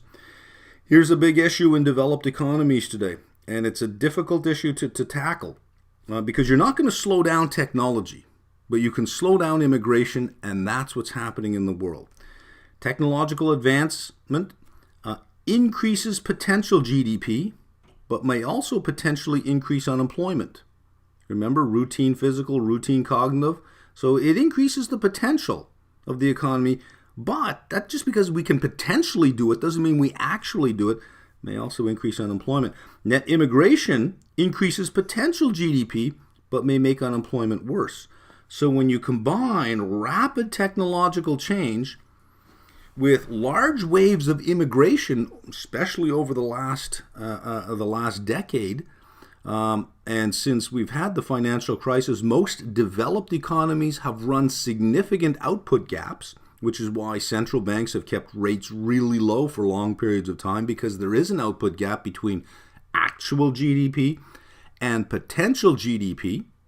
The pace of technological change increases the growth rate of potential GDP, which widens that output gap. Immigration into developed countries increases potential GDP, which widens that output gap. So these two things working together have actually made bad situations to remain bad, or made it even worse. So this is why we have countries around the world with these far-right ideologies that are rising up saying, enough immigration, enough immigration. They're not angry at the people. They're not racist. It's just that they're front and center to a truth that we must admit to, that the rate of technological change, technology, isn't so much improving productivity as it is replacing humans. More and more, technology is replacing humans and not just making them more productive. And immigration is just making that worse, because now you're unemployed, but a bunch of people just showed up in the country who are also unemployed that are now competing with whatever fewer jobs are left with you. So at the bottom, there's a lot of malaise. In routine cognitive and routine physical jobs, workers for those jobs, there's a lot of malaise. That's what's going on. You can't shut down the pace of technological change, so what do? You close your borders. Okay, continuing on with the technology, we'll just wrap it up, and then we'll go on to some examples. Public and private R&D also contribute to the pace of change, or pace of technological change. And it can also be embodied in capital goods, which is why we took capital and we separated it from ICT and non-ICT. New machinery, equipment, software. State of technology is captured in A. This technology in A. Anything that's smuggled in, any of this technology smuggled in capital goods is captured in the K component, in the capital input. But we're going to see that it is torn apart, that we can determine from the net investment that's made, non-residential investment that's made in a particular country, how much was spent on ICT and how much was spent on non-ICT. So we can see how capital deepening is also got a little bit of technological progress in with it as well. Level of labor productivity, higher in developed countries. Growth rate of labor productivity is higher in developing countries. So you may have a higher level of productivity. In a developing country, they have a lower level of productivity, but the growth rate in that labor productivity is higher. Finally, public infrastructure. This kind of goes along with capital as well. It boosts productivity of private investment. On its own, it doesn't do much, but combined with the presence of private investment makes things better. So taking let's say a highway that goes through a busy city and turning it from 4 lanes into 8 lanes. Suddenly, the flow of traffic is that much quicker through that city, which is less time spent in transit, less time of goods in transit. So it increases the productivity of private investment. All right, I'm going to walk you through Exhibit 11 and Exhibit 12 that are in the reading, and then we're going to do 2 problems at the end of this section that I think are important to go through just to see how these things come together. First of all, the source of all this data. We have Exhibit 11, it's given to us, but if we had to go find this, where would we even begin? It tells us basically where we would look. The Conference Board up here, recent empirical work at the Conference Board, and the OECD accounts for changes in the composition and quality of both the labor and capital inputs. The resulting measure of total factor productivity should capture the technological and organizational improvements that increase output for a given level of inputs. Exhibit 11 gives us some data. So This is we can go to the conference board, the OECD, and we should be able to find this data. You certainly wouldn't try to come up with it on your own. That requires a lot of legwork. There are secondary sources of data that already are already cleaned up for our use. Let's use that, right? Let's see what Exhibit 11 is showing us.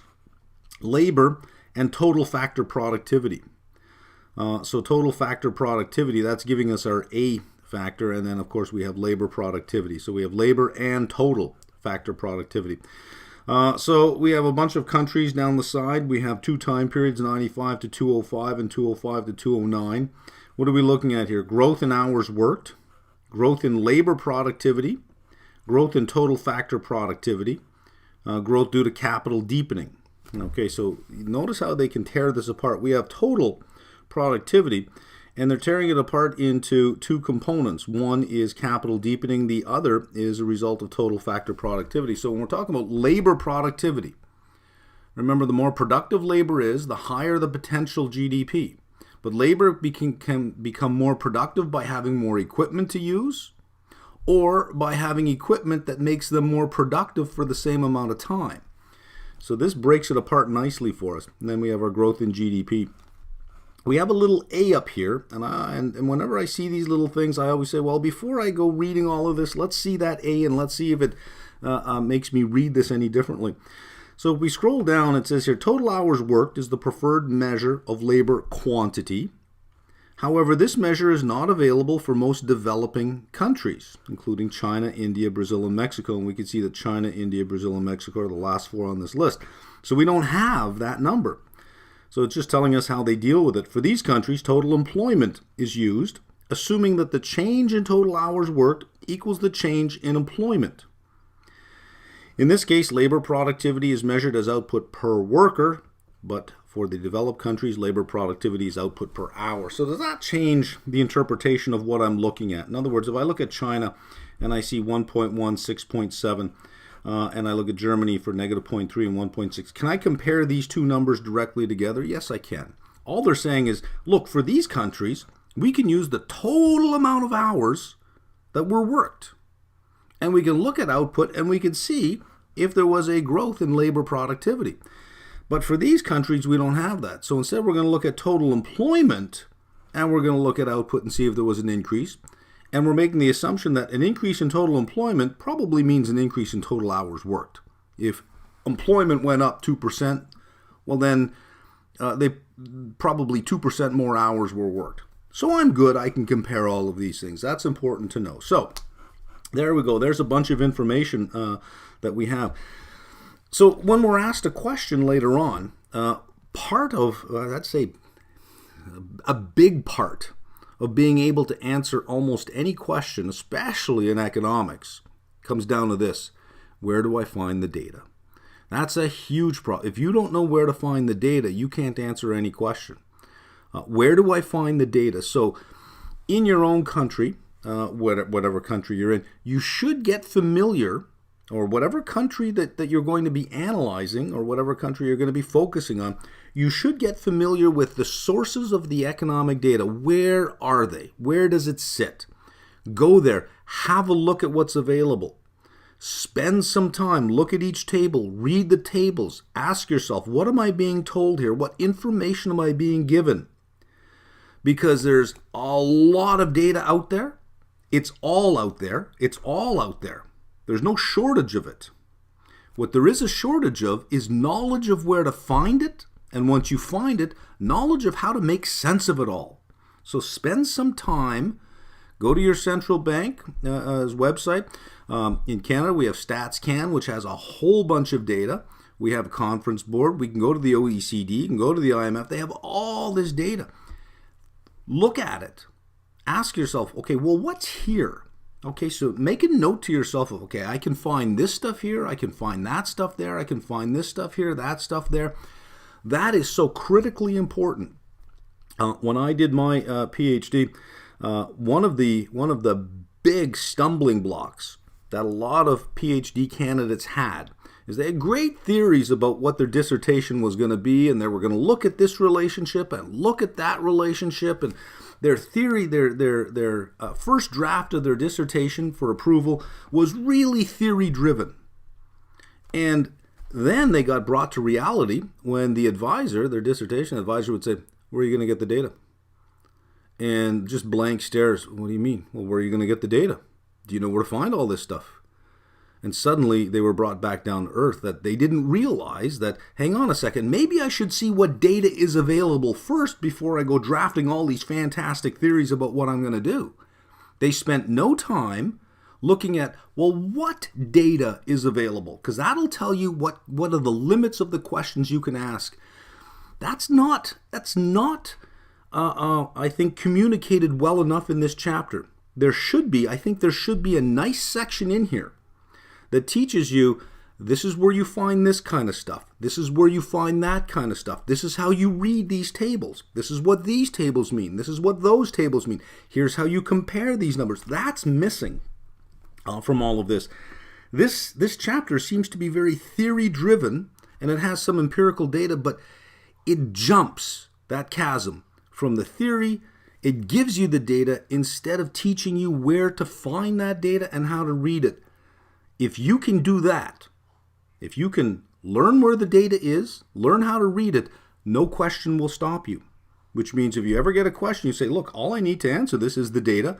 I know that this type of data I can get from here. I know that that type of data I can get from there. I know the IMF has more current data than my country's statistical information. I know where every country's GDP report comes from. I know that I can look in there for the source numbers. But get familiar with that. I don't want to go on and on, but it's important. Let's go to Exhibit 12 and have a look at that. So here we are at Exhibit 12, Sources of Output Growth. And where did we get this here? The source, Conference Board Total Economy Database. So it tells you exactly where you got it from. Pay attention to that. And if you have time, Google that, go to it, look at what it requires. Are you allowed in? Do you need to pay for it? Do you need to pay for access? Get familiar with where all the data is. The faster you can find data, the faster you can answer questions. And not just questions for just CFA, but general questions. Where's the economy headed? Well, let me look at the data. What do we got from here? Sources of output growth.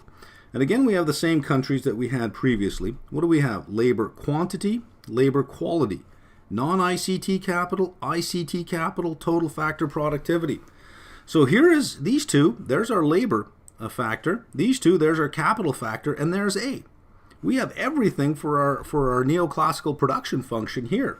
And it's already done for us, the Conference Board. So we don't have to tear these things apart and try and figure out how do you get this number? It's given to us. We just need to know where to find it. So let's have a look at the first two here, Germany and Ireland. Well, we'll focus on Ireland here because we're going to do an example of Ireland shortly. So we have 95 to 2005, 2005 to 2009, labor quantity, labor quality over this 10-year period. Contributed, this is a source of output growth, contributed 2%, and the quality 0.3%. Non-ICT capital 2.6%, ICT capital only 0.7%. So look what's going on here. Ireland is very susceptible to a slowdown in potential GDP over this 10-year period because their labor quality hasn't been increasing that much, just their labor quantity. And their investment in capital is primarily non-ICT capital, which is capital deepening. And 0.7 is the amount of technological progress within the equipment itself, ICT capital. And total factor productivity, 1.7. If you add all of that up, 7.3%. So their growth in GDP over the 10-year period was 7.3%. These are the components driving the growth. What was the biggest component? Non-ICT capital, capital deepening, and labor, 4.6% total. Let's look at the next 5-year period, 2005-2009, our 4-year period.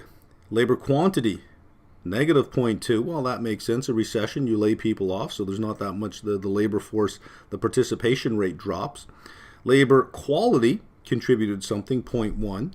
Non-ICT capital, 1.8. ICT capital, 0.4. Look at total factor productivity, went negative 2.1 to get zero growth altogether. So Let's go and read one of the questions and see if we can answer it. Or, well, of course we can answer it. The answer's there.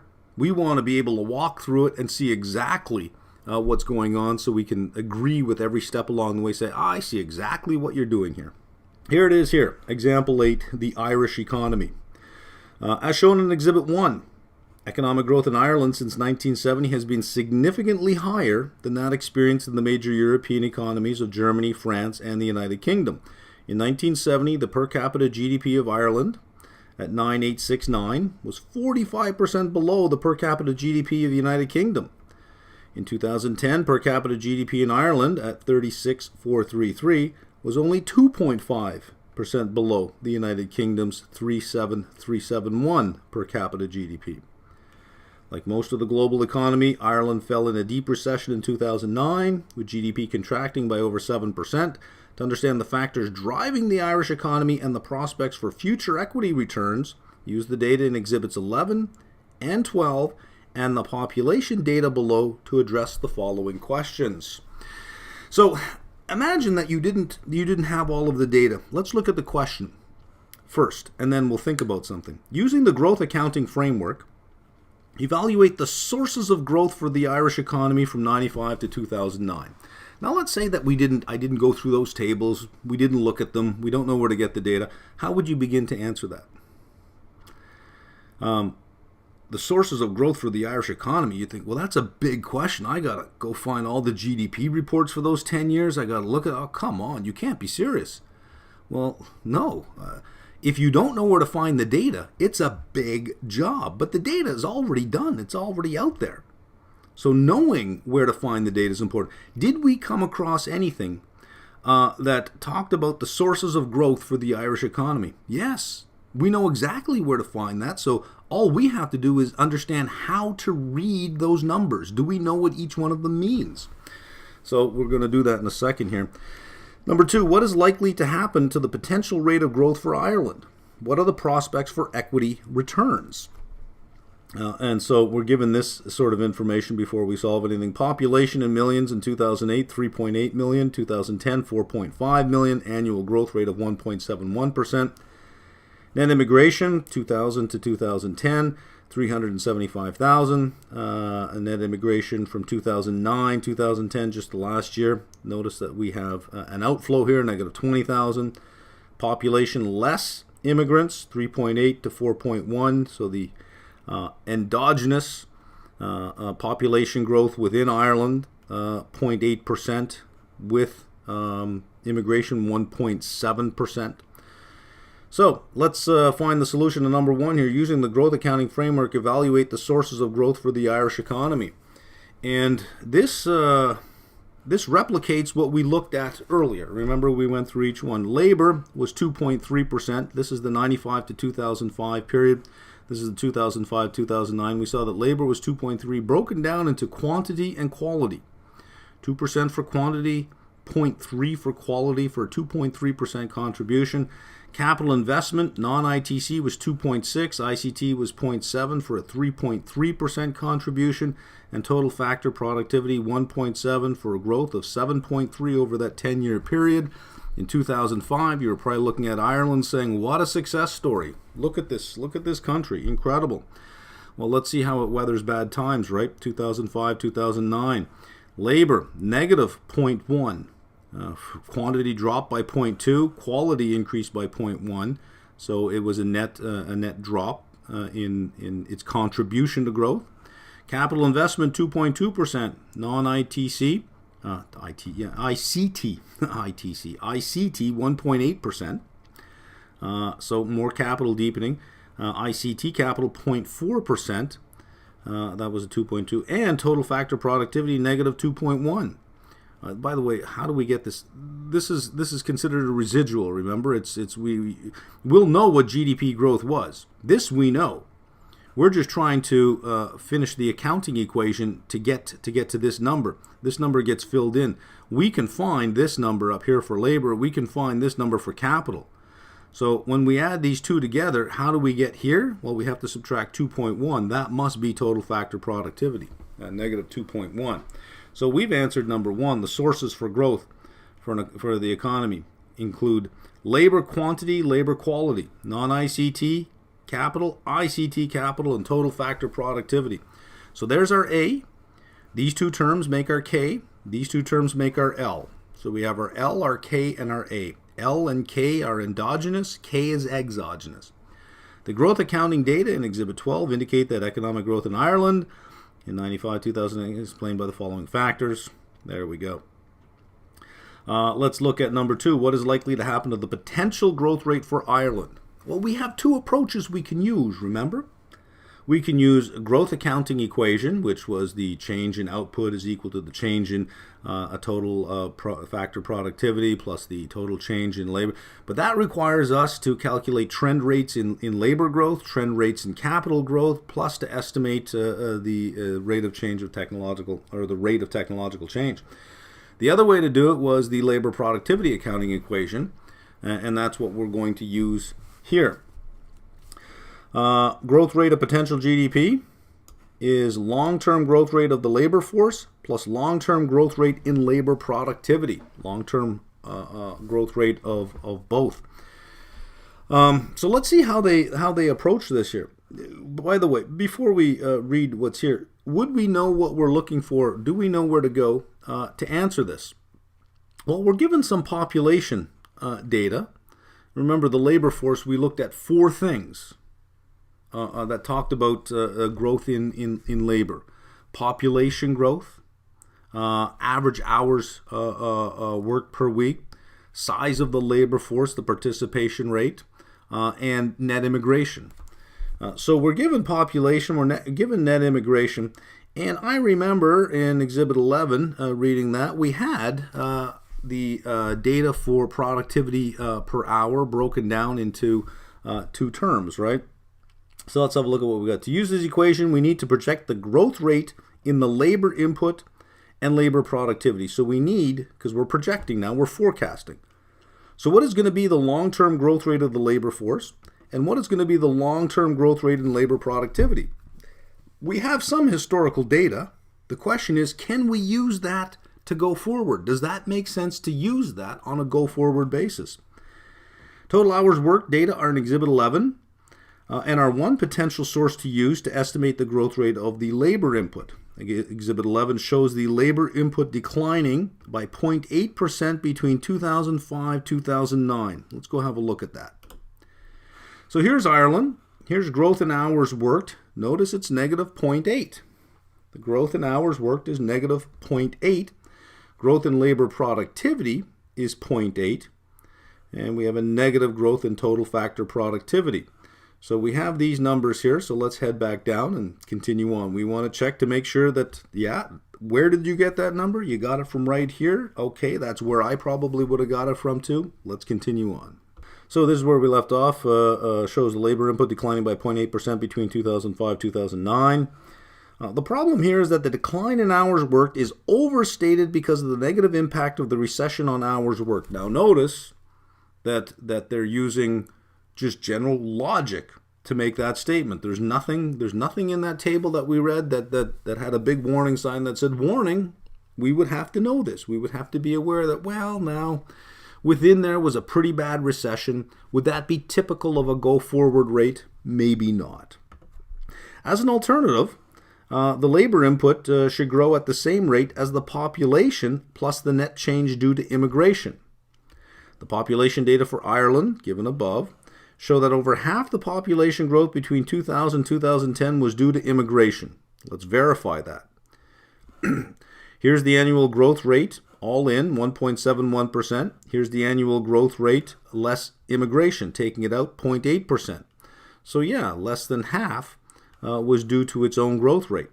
So we can expect on a go-forward basis that the population, the local population, should grow at 0.8%. The question is, well, what about immigration? Notice here we're told that we have an out-migration right at the end of the period, 2009-2010. Are we going to return to the 2000-2010 period, or is this a new trend? Let's see how that's dealt with. Population for data. Since 2009, however, outward migration has replaced inward migration, reducing the growth rate in the labor input. Thus, If the 2000-2010 influx of immigrants is reversed over the next decade, a reasonable, perhaps somewhat conservative estimate for labor force growth is 0. Why 0? Well, on its own, the population is growing at 0.8%. Over that period of time, if you control for immigration, we found that the local population was growing at 0.8%. Immigration added the rest.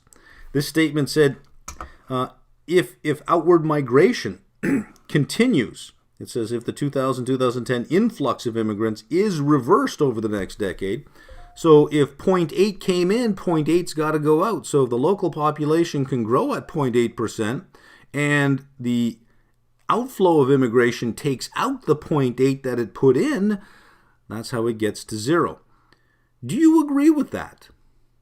Will that trend in immigration be reversed in Ireland?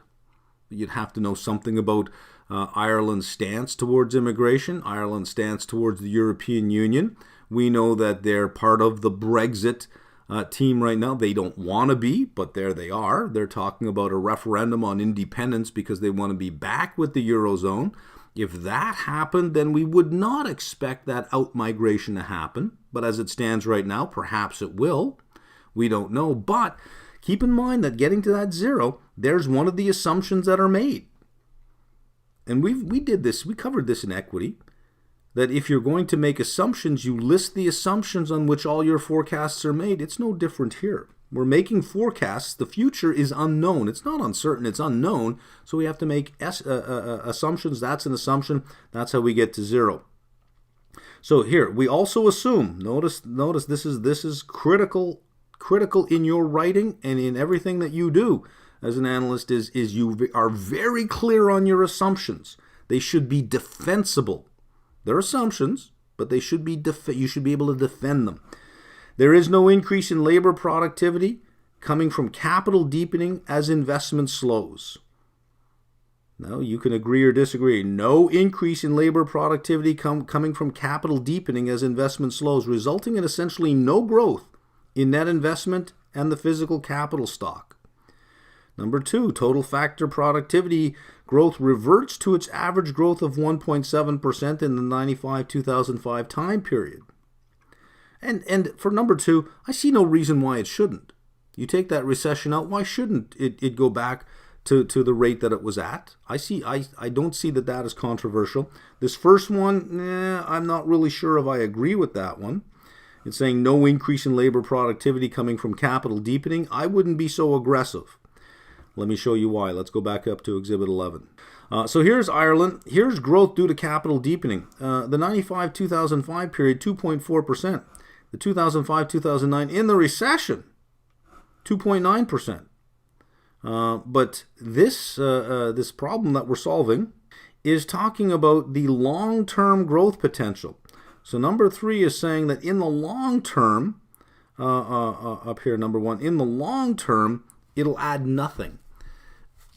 Do you believe that? I don't know if I would take 0. I don't know if I'd take the 2.4, 2.7, those numbers that we just looked. I don't know if I'd take those, but I don't know if I'd run right to 0. Now, there we go. I will have a different forecast for potential GDP than this person who's saying maybe it's 0. Let's keep reading here. Labor productivity grows at the same rate as total factor productivity. Okay, so those are the 3 assumptions. So, what do we have? Long-term growth rate of the labor force plus long-term growth rate in labor productivity. We're saying that it is 1.7 plus 1.7, 0, no increase in labor productivity, plus 1.7 equals 1.7, the total growth in potential GDP at 1.7%. I think it would have been a little bit higher. I don't think I would have gone to 0 on the first term, maybe 1%, so that growth in potential GDP, 2.7%, but that's what makes a market, right? Okay, let's go through the second example, which is the example 9, investment outlook for China and India. And I'm not going to go through all of the exhibits the way I did for the previous one. We're just going to see, we know where the source of the information is. We're just going to see how it flows here. The Investment Policy Committee at Global Invest is interested in increasing the firm's exposure to either India or China because of the rapid rates of economic growth. Economic growth in China has been close to 10% over the last few years, and India has grown over 7%. You are asked by the committee to do the following. Number 1, determine the sources of growth for the two economies and review the data on productivity and investment using information from Exhibits 5, 9, 10, 11, and 12. Which of the two countries looks more attractive based on the sources of growth? Do we know where to find that data? Well, other than where it's telling us to find it, did we review something about sources of growth? We can recall that, and if we're good at what we do, we've already made notes indicating where the source of all of the data that we need are. We're very familiar with our sources of data.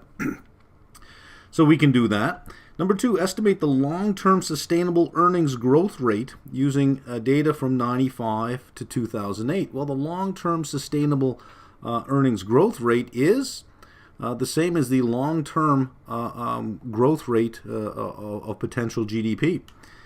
Number 3, make an investment recommendation.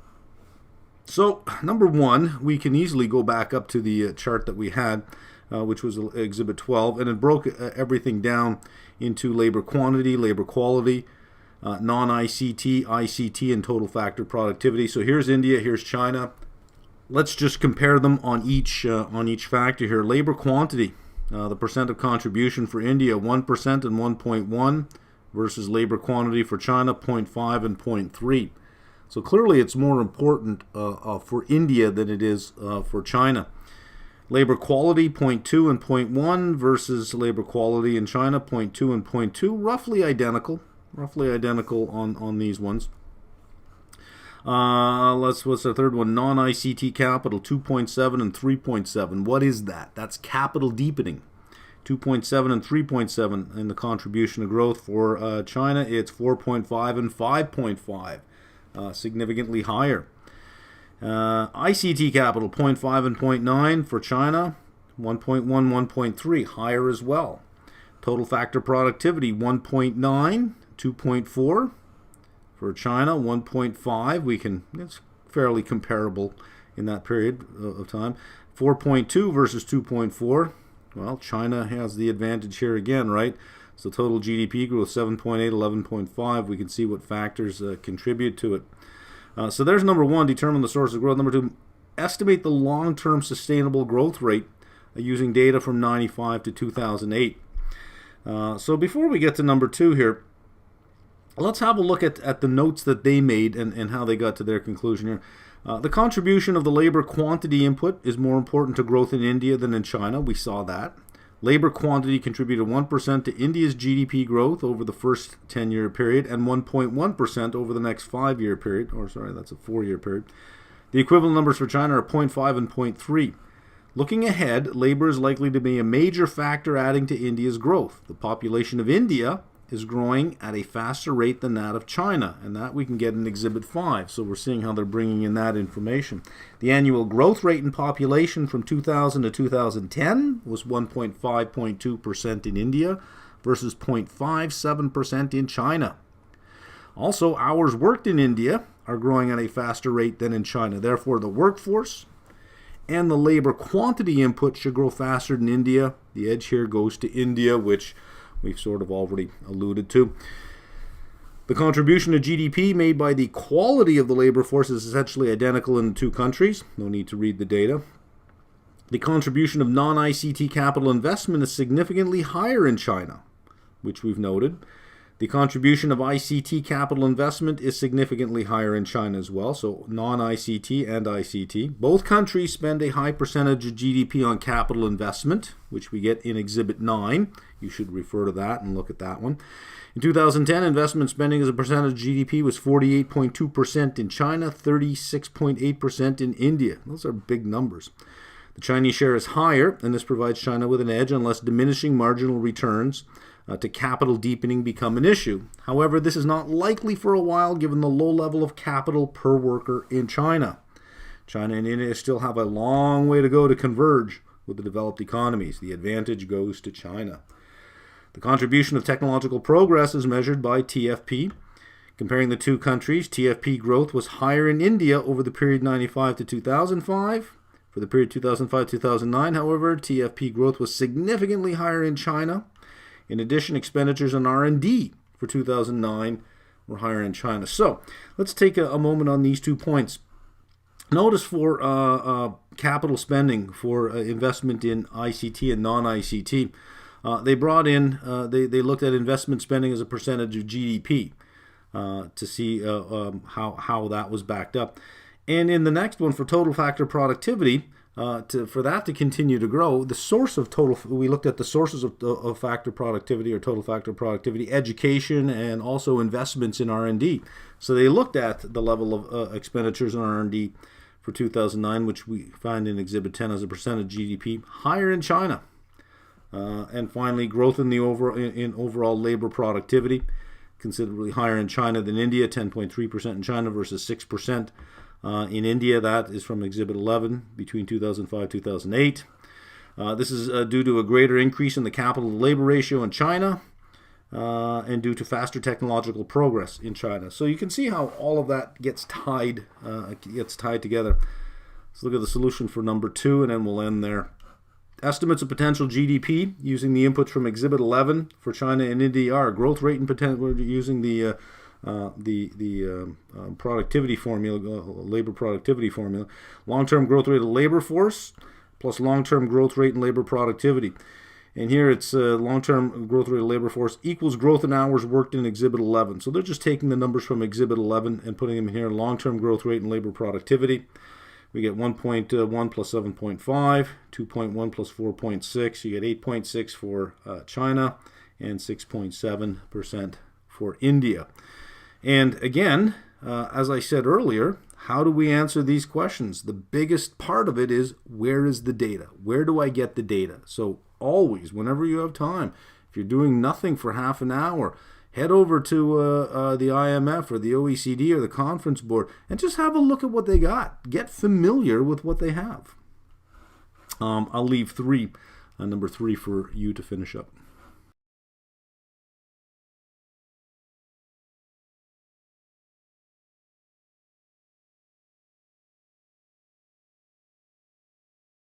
Okay, we're on LOSI. We're in the home stretch of this reading now, but not in the home stretch of thinking about this reading. What are we doing here? Comparing classical growth theory, neoclassical growth theory, and endogenous growth theory. And just a warning here. This statement that we made, especially the last two, comparing neoclassical growth theory and endogenous growth theory, that can easily be a semester-long doctoral level seminar. The implications of those two models are huge. And in the economics literature, the solo growth model, the neoclassical growth model, still makes up the bulk of the research going on in growth economics. It's huge. It's sometimes confusing and not intuitive and somewhat illogical at times. It is probably, I would say, of all the models I've been through, the most cognitively exhausting model to get through. Because it seems to be full of contradictions until you really think about it deeply, and then suddenly it comes together.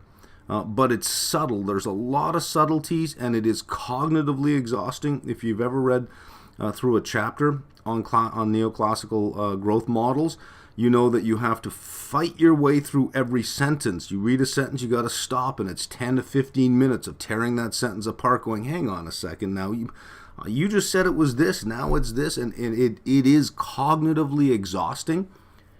I don't think that the learning objective meant for you to know it at that level. So I'm not going to dive deep into this. I'm going to give you a high-level view of it, so that you see the workings of it, so that you can make sort of, cocktail party statements about it, but you're certainly not going to write a research paper and extend the model here. Anyways, let's start with the classical model. Thomas Malthus. A little perspective before we go into the classical model, because you may be thinking, why would anyone write this way? Or why would anyone think this way? He wrote at a time when agrarian societies were the dominant form of economy. Income came from the land, not from factories, but came from the land. And he also wrote at a time in history when his view of history showed that over the past 1,500 years from where he was standing, standards of living had not changed. Poor people were poor people. The nobility were the nobility. Royalty was royalty. And the priesthood was the priesthood. Those were the four estates in society. And for the vast majority of people, living standards had not changed for almost 1,500 years. And living standards for many people were at subsistence level. So he looked at all that and he said, I wonder why that's so. And this is the theory he came up with. So he looked at sort of two things, growing population and limited resources. And he says those two are in conflict. That's not going to end well. You're going to get overpopulation and depletion of resources at some time point. And for a great book, which is a nice read, it's written by an academic, but more for a wider audience. It's called Collapse by Jared Diamond. And he goes through history, through a number of societies that have actually collapsed and disappeared precisely because of overpopulation and depletion of resources. So Malthus was right in this, that these things unchecked will lead to the collapse of a society. And Jared Diamond points out a whole bunch of those. I think it's a really great read. So the production function in the classical model, output is a function of labor and a fixed amount of land. That doesn't mean that things can't change. There is technological progress. There is land expansion, but that's exogenous. So when you have technological progress with a given amount of land, you will get some labor productivity, but that'll be temporary because of diminishing marginal returns plus higher population. I'm following down here before I go sideways here, but let's follow along up here now. His thinking was this. Listen, when income per capita is greater than the subsistence level, he didn't see savings. He didn't see the idea of savings into more investment. He said, hey, listen, when people have more money, populations rise. So technological progress plus land expansion, he said, will simply lead to higher population growth. But because labor productivity has diminishing marginal returns, once you get a higher population, income per capita falls back to the subsistence level. So all you're left with, in the end, is a constant standard of living over time, and new technology will simply equal a larger population, not a richer population. And keep in mind now that from where he was standing in history, that was the case for 1,500, 2,000 years. All through the Dark Ages, all through the Middle Ages, 1100s, the 1200s, the 1300s, the 14, the 15, the 16. There was very little technological progress, very little. I think the windmill and the dam were probably the two biggest technological leaps that were made over that period of time. But for periods of hundreds of years, farming was exactly the same as it was 300, 400, 500 years ago. The yields per field were exactly the same. They were unchanged. So when you witness centuries of stability in yields per acre and in technology, you have no reason to think that it's any different. So we can't blame Malthus for being negative. We can just blame his time in history for what he saw. Had he been born 200 years later, his mind probably would have come up with something far better than this. But at the time, this was widely accepted as, yeah, that's it. If people make more money, they're just going to have bigger families. And eventually, because of this limited resources, because of the limit of what the land can provide, everything will just fall back down to subsistence wage again. So with another couple hundred years behind us since the time of Malthus, we've come to see that, we didn't even need that much time. By the mid-20th century, we could see that there were failures with the classical model just from observation. And at the time that Malthus developed this, these were not known failures. There was no empirical evidence to say this was the case, but now, or at least at the time there was. Number one, as income per capita increases, population growth slows, not accelerates. This is well documented in the empirical evidence. And when we looked at the birth rates of developed countries versus the birth rate of developing countries, developed countries, it is much lower than it is in developing countries. So the richer people get, the smaller the families they tend to have. Number two, the growth rate of technological progress can be, and usually is, greater than the rate of diminishing returns. So that there need be no level that an economy reaches, let's keep it as a closed economy now, there need be no level that it reaches where that's it. That's as far as it goes. If the growth rate of technological progress is greater than the rate of diminishing returns, you can always, with the same inputs, continue to achieve more and more output. So we have to move away from the classical model. The next step along that path was the neoclassical growth model, the Solow growth model, which we've seen before. Potential output equals some scale factor for total productivity. We have two-factor inputs, capital and labor, and we know that both show diminishing marginal product. The objective is to determine a long-run growth rate of output per capita. We're not trying to determine a level that the economy gets to. We're trying to determine a long-run growth rate of output per capita. And that growth rate, the ratio of the output per capita, is related to these three factors: the rate of technological change, population growth, and the savings and investment rate. And we'll come back to this a little later on. We've got to take a few detours before we get there. So the goal of any production function, of any model in economics, is to try to find some equilibrium position that the economy moves towards. And the equilibrium position that it moves towards in growth theory is something called a steady state rate of growth, or a balanced state of growth. And in the steady state, the output to capital ratio is constant. And the capital to labor ratio and the output to labor ratio will grow at the same rate. So the steady state rate of growth, the growth rate in capital per worker, and the growth rate in output per worker will all equal each other. So we're going to look on a chart, on a graph, when we start drawing lines, we're going to look for the point where they all intersect. And that point, the rate of growth, I'll give you a little look ahead now, will be this formulation. So your goal, your job now is to say, well, what is that, and how do we get from this statement here, along with these conditions, these equilibrium conditions, how do we get to this formulation? So let's begin our journey towards that. On the last screen, we denoted lowercase y as output per worker, which would be y, of course, is our potential output divided by L. There's our labor component, output per worker. We denoted lowercase k as capital per worker. There's uppercase K in the numerator, uppercase L in the denominator.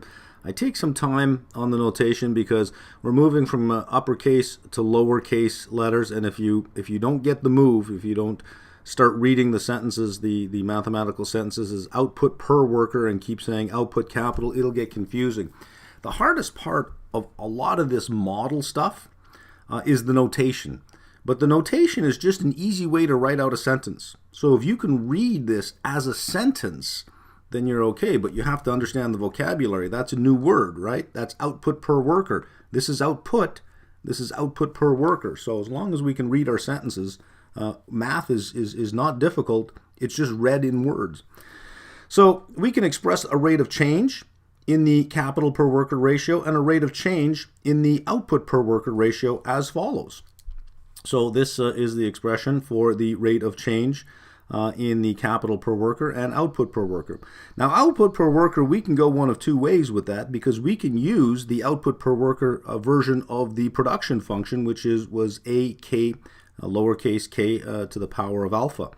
So if that is what y equals, then this would be the rate of change in the output per worker expressed using the production function.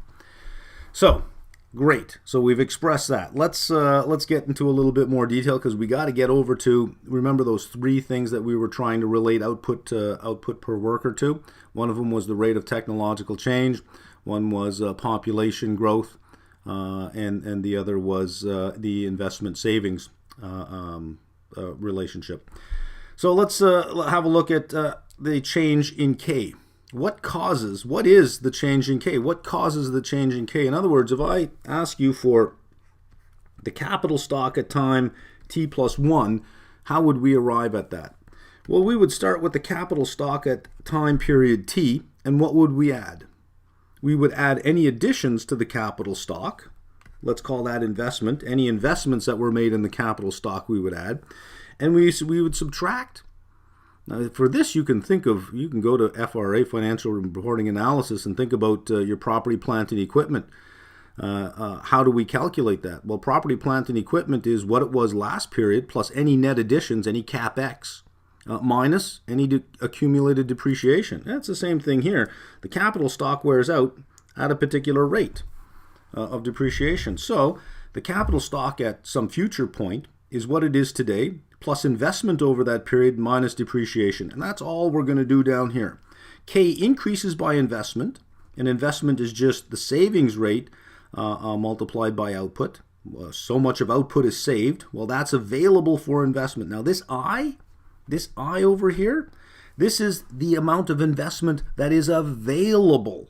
Okay? It's the amount that's available to invest.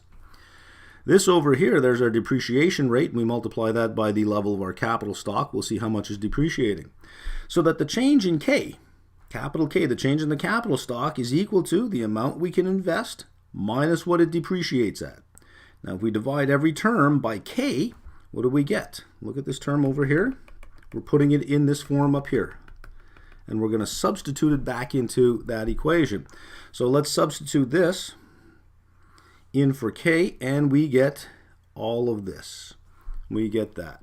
And this will come to mean something on the next screen. I'm going step by step through each line to show you how we get to our final statements, the conclusions that we make, because you may not buy into the conclusions right away. And if you do buy into the conclusions, it's nice to know how the math, how the model itself came to those conclusions. So here we are now. This gives us the rate of change of K. And what is K? Capital per worker. The rate of change of capital per worker is related to these three items now. We have a savings rate, we have a depreciation, and we have a change in the size of the labor force. All right.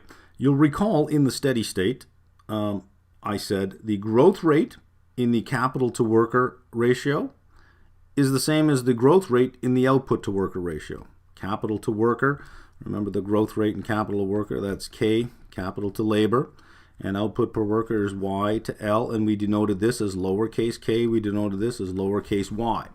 So these two things equal. So this is the change, this is the growth rate in the capital to worker ratio. This is the growth rate in the output to worker ratio, and we said that we can express the output to worker ratio also in terms of the production function. So all these three things are basically equal. So let's take this and move this to the outside. Let's take this term and bring it together with this term over here, and we will get, and since they're all equalities, all we're doing is moving things around, we get like terms in the middle, and we can collect the like terms. We get 1 minus alpha in here. So the growth rate of the output per worker, we know, equals the growth rate of capital per worker, which equals this.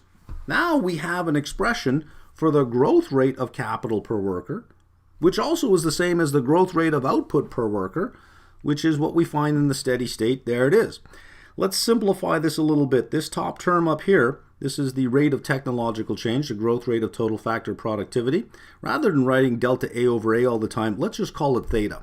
That's all we're going to do. Is theta stands for the rate of technological change. So every time from now on we see theta, just think, well, that's the growth rate in total factor productivity. That's the rate of technological change.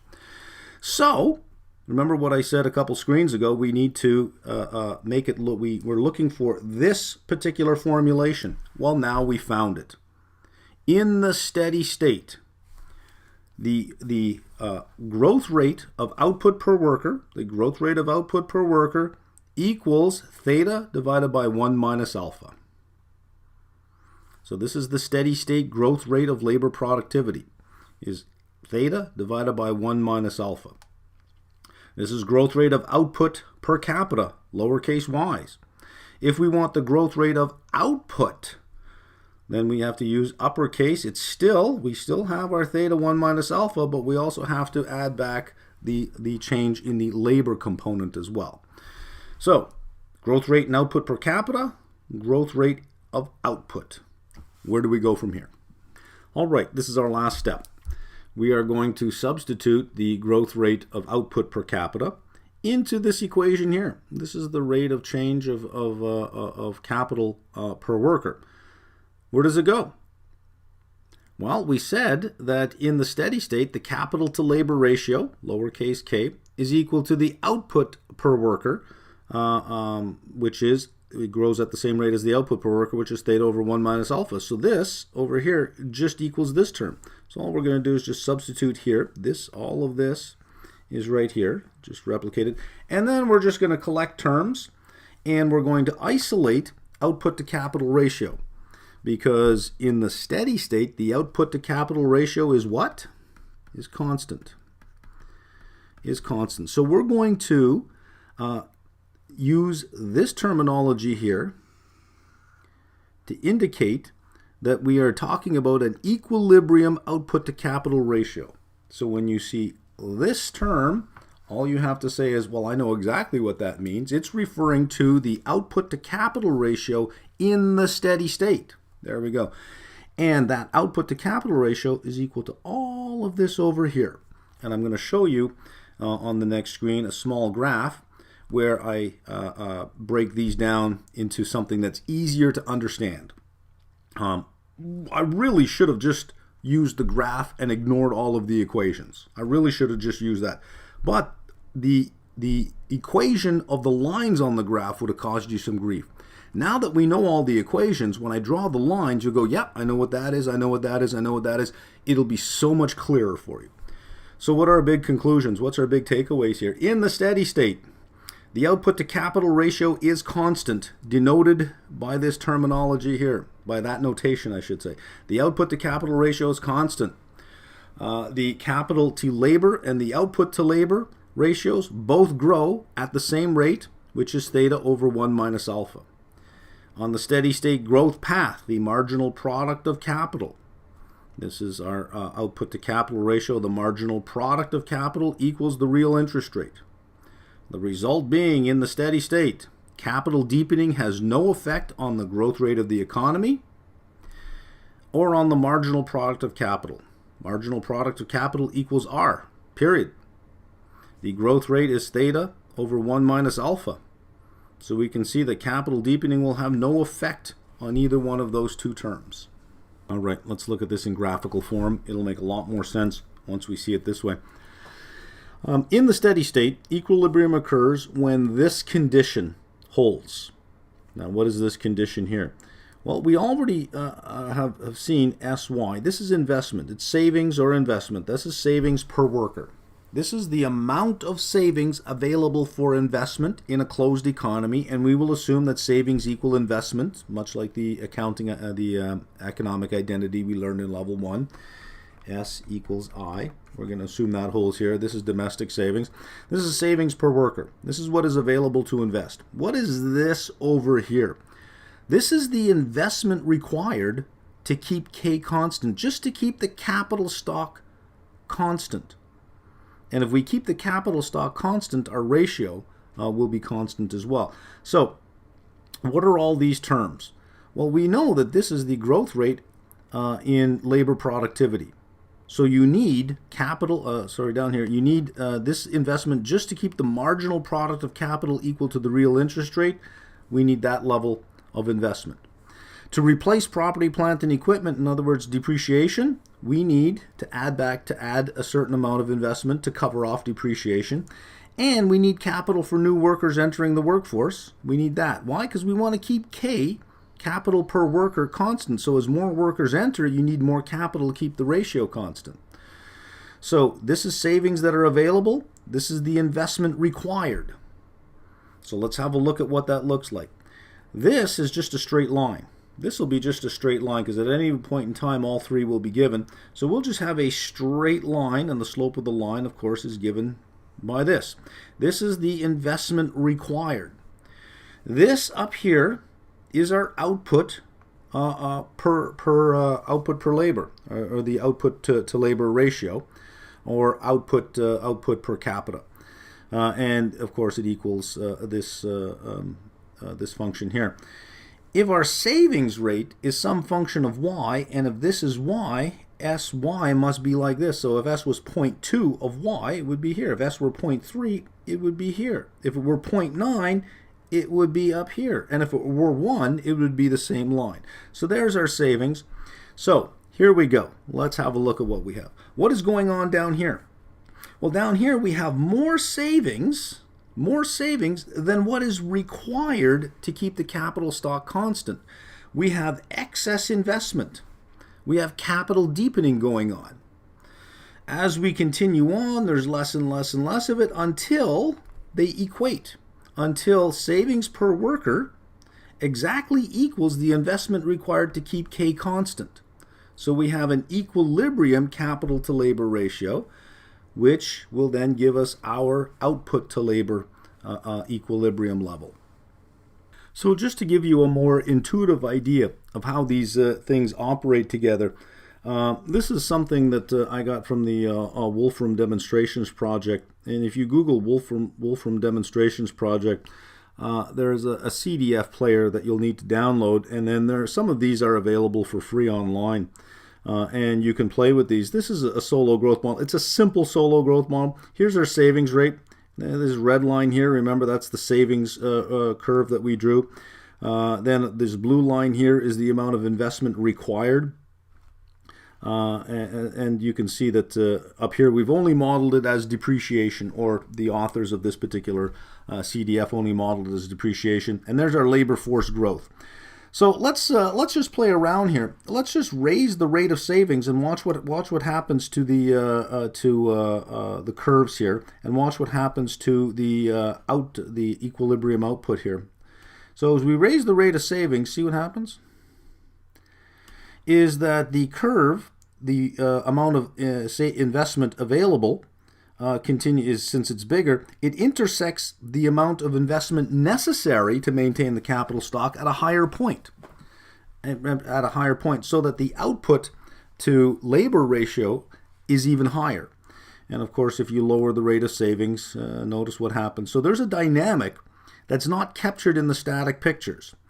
Now, let's see what happens when we raise the rate of depreciation. If we raise the rate of depreciation, it means you need to invest at a faster rate to maintain the capital stock. Let's see what happens there. If you raise the rate of depreciation, look at the blue line. The slope begins to increase, and look what happens. Right? Suddenly, you need to raise the rate of savings to bring that back up. And of course, labor force growth. If you raise labor force growth to keep the capital to labor ratio constant, you have to raise your investment as well. You'd have to keep raising your savings rate to keep it constant. So as labor rate grows, you need more investment to take care of that, etc. So this is a really neat little model to play with, because you can actually see the dynamics of everything happening in the model and how everything changes, and it gives you a much better intuitive understanding of, oh, I see how that's changing. I get what's going on now. Now, I'm going to go through a few more screens. Then I'm going to show you a much more complex version of this that has all of the variables that we talked about, but I just wanted to show you that simple one for now. All right, so let's just have a look at the dynamics involved in arriving at the equilibrium level of output to capital. And let's say that this here straight line is our steady state of growth. And recall, we got to our steady state of growth by looking at our output equation. There's our savings. There's the investment required. There's the intersection. There is our steady state output level. And this will be the steady state growth in output. At that point in time, we should have steady growth. So that would be represented by theta over 1 minus alpha. That is our steady state growth rate. over here, both growth rates are above the steady state, the growth rate in the capital to labor output and the growth rate in the output to labor ratio.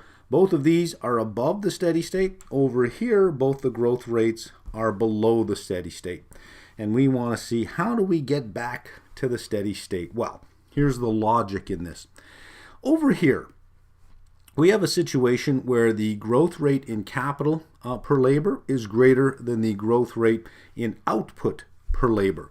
So in terms of our output curve, we're somewhere down here, such that we have very high growth rates above the steady state. We're above the steady state. We have very high growth rates, and capital deepening has a major impact, so that we have a growth rate in the capital per labor output that is greater than output, and capital deepening is doing its job. But look what's happening over time. If we look at in terms of the, and let me just get rid of these little charts that I drew so that I have some room here. Look at our ratio, output to capital.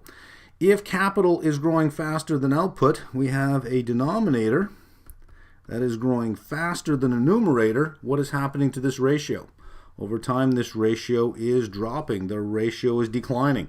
So over time, as you continue to add more and more capital, look what happens to the growth rate. It begins to slow down to approach the steady state, and at the steady state, we're in an equilibrium level of output to capital. So this here represents very high growth rates that will then subside as the output to capital ratio approaches its equilibrium value. Down here, we have a situation where they are below. Both growth rates are below the steady state. So we have a growth rate in output per labor, output to labor ratio, that's greater than the rate of change of capital. So what's happening to the ratio of Y to K in this case? Well, we have a numerator that's growing much faster than the denominator. What's going to happen is the rate of growth is going to rise up to a point where the output to capital level is a constant. So what is the Solow model implying with all this? It's saying that countries that start off with a low capital base should grow much faster than countries that have a very high capital base. And countries that have a very high capital base, or too much capital, will begin to see their growth speed up to the steady state growth rate. So fast growing economies will eventually slow down, and slow growing economies will eventually speed up to the point where they all are at a steady state. All right. We're pretty much done the neoclassical growth model. We just want to look at some implications of it before we move on to endogenous growth theory. And there are four big groups of implications. Number one, implications on capital accumulation. First point, capital accumulation affects the level of output, but not the growth rate, and I don't have room here, but not the growth rate in the long run. Whenever I mention growth rate anywhere in here, I'm talking about in the long run, okay? It affects the level of output, but not growth rate in the long run. How did we see that? Well, let's go back to our equilibrium position. There's our steady state growth rate. Here's our equilibrium output to capital ratio. Output to capital, and we denoted it with that little notation. And our change, our growth rate in output per labor, our growth rate in capital per labor. And we know that if both growth rates are above the steady state, growth will eventually subside back down to the steady state. We'll move down this way towards the steady state, so that the output per capital ratio will move towards equilibrium, and if we're below, we'll move this way. So that we see that in the long run, capital accumulation does not affect the growth rate, but it will affect the level of output.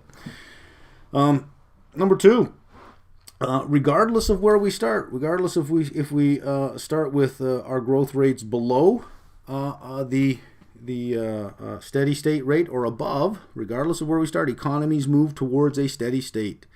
In the steady state, the growth rate of output does not depend on capital accumulation. Capital deepening versus technology. Growth slows as capital is added. Well, we have seen that before. Here is our output per capita, Y equals AK. And here's a low level of capital per labor. And as we increase capital, yes, look at that. There is capital deepening working. But notice it's working at less and less of a pace for growth. Growth slows as capital is added. Capital deepening limits out. Without increases in total factor productivity, growth of output per labor will slow. So this growth rate, this is the Y to L ratio. Notice that whenever we add capital, we get big increases. But the more capital we add, the smaller those increases get. Each time they get smaller and smaller and smaller. So without increases in total factor productivity, growth of output will slow. Convergence. Our next learning objective, we'll spend more time on convergence. Let's say a couple of points here. The growth rate of developing countries should exceed that of developed countries. If we're starting from a lower base of capital, capital deepening has a nice big impact, but on developed countries, not so much. Per capita incomes should converge. And I don't want to say too much about that now because our next learning objective gets into that in a lot more detail. Finally, the effect of saving on growth, the saving rate on growth. Saving increases growth rate temporarily. Savings will temporarily increase the growth rate until a steady state is reached. In the steady state, growth does not depend on the saving rate. What does growth depend on in the steady state? Well, growth in the steady state is theta over 1 minus alpha. If we're talking about growth and output, we add back the increase in the labor force. Notice that nowhere in there do we have S. The variable S shows up nowhere in there. Countries, and finally, we have this point here that we can make, and I should have worded it a little bit better, but that's where you can make your notes on here. Considering everything we've said before, we can say this, though. We can say this. Countries with a higher savings rate will have a higher level of per capita output, a higher level of per capita output, a higher level of capital to labor ratio, and a higher level of productivity, but not a higher growth rate in it, a higher level. Now you may think, I don't get the difference between that. So let me see if I can explain that. Let's take two economies. Let's take A and B, and let's say the real GDP rate in A is 1 trillion, and the real GDP level of output in economy B is 10 trillion. They have different levels. So the level of output per worker here may be higher than the level of output per worker here. All of these may be higher in B than it is in A, but A has a growth rate of 3.2%. B has a growth rate of 3.2%. The growth does not depend on the steady state. Once a steady state is reached, the growth rate does not depend on the saving rate. The level, it'll change the level, but not the growth rate. All right, let's wrap this learning objective up. Endogenous growth theory. This really started with Paul Romer back in the 80s. I'm not going to go through a lot of the math behind endogenous growth theory or really introduce a lot of the models other than just one that's in the reading. I'm just going to hit the highlights here. Some points. Technological progress is not exogenous. The models, endogenous growth models that are developed, attempt to explain technological progress within the model. The economy does not necessarily converge to a steady state of growth. That's a big departure from neoclassical growth. It does not necessarily converge. No diminishing marginal returns to capital for the economy as a whole. Even allows for increasing returns to scale. Again, another big departure. Increasing the saving rate can permanently increase the rate of economic growth, not temporarily increase the rate of growth. So what is he saying here? He's saying the idea that there is a steady state growth rate that all economies will converge to doesn't make a lot of sense. It is possible for developed countries, very rich countries with high output per capita to continue to grow and to grow at increasing rates. So that doesn't necessarily converge. Fast-growing countries don't have to slow down. Slow-growing countries don't necessarily speed up. And there's no reason why all countries need converge. The big thing he did to move to those statements is he broadened the definition of capital. The definition of capital is broadened to include knowledge and R&D. So investment in capital, we think of physical capital, and he says, well, hang on a second now. An idea is capital. Knowledge is capital. You haven't considered that. Well, what makes that unique? What makes that different? Why would that change everything? Here's why. If there's a piece of land that I have, it is fully excludable. By fully excludable, I mean I use it, no one else can use it while I'm using it. Which means if somebody else wants to do what I'm doing, they need a piece of land, on and on and on. So you have to invest in capital for all the land you need. Same with machines, factories, etc. They're fully excludable. But knowledge is partially excludable. So if there is some knowledge that I create, I may be able to get a patent on it and exclude others from using it. However, from using that particular knowledge. However, once you see how something is done, it's easy to engineer around that and create something along the same lines without stepping on my patent. And the patent only provides protection for a number of years. Then anybody and everybody can use it without investing in it, without having to have made the investment. That's the big thing, is that it now includes knowledge. It includes the concept of ideas, and ideas are partially excludable. I cannot stop someone from using the ideas found in engineering or in economics or in finance. I can't stop anyone from doing that. Everybody can have access to that. So anybody that creates new knowledge cannot fully exclude everyone from using it, so there are large externalities. So we'll look at a simple model here, but other than just give you the model, we're not going to really go in too far into it. We're just going to look at the difference in the expression of this model versus a Cobb-Douglas production function. Here, the subnotation E just stands for endogenous because we're using lowercase y and lowercase k as we've done before, but we're just going to use a sub E on it just to make sure, just to bring the point home that this is in an endogenous form now. And what this is saying is that the output per worker is proportional to the capital per worker. And C is a constant marginal product of capital. So output per worker is proportional to capital per worker. The more capital you add, the more output you get. Proportionately. No diminishing returns here. Proportionately. Output per worker grows at the same rate as capital per worker. So what you get in this function here is you don't get something that looks like this. You get a straight line. And up and up and up and up and up and up and up. And off it goes. Do you see the big difference in that? The big difference here is that if we were looking at this type of line, what we're saying is that economies down here and economies up here will eventually converge. This is saying, no, they don't have to. In fact, it's saying, it even says that some countries, developed countries with a lead, can continue to increase their lead. I'm going to do LOSK here as well while we're on it, because LOSK seems to fit in a lot better tied into just the back end of this. If this is true, if there are large externalities with knowledge production, perhaps private investment might underinvest in knowledge generation.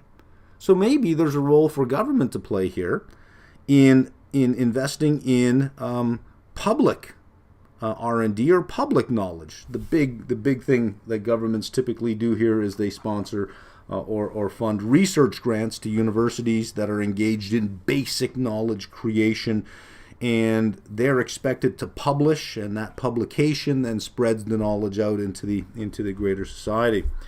So if the private sector underinvests in R&D, direct government spending and or R&D tax breaks or subsidies may correct the situation, because if it is that powerful, if knowledge is that powerful, and Romer said, listen, the biggest driver of growth is capital accumulation, especially this knowledge business.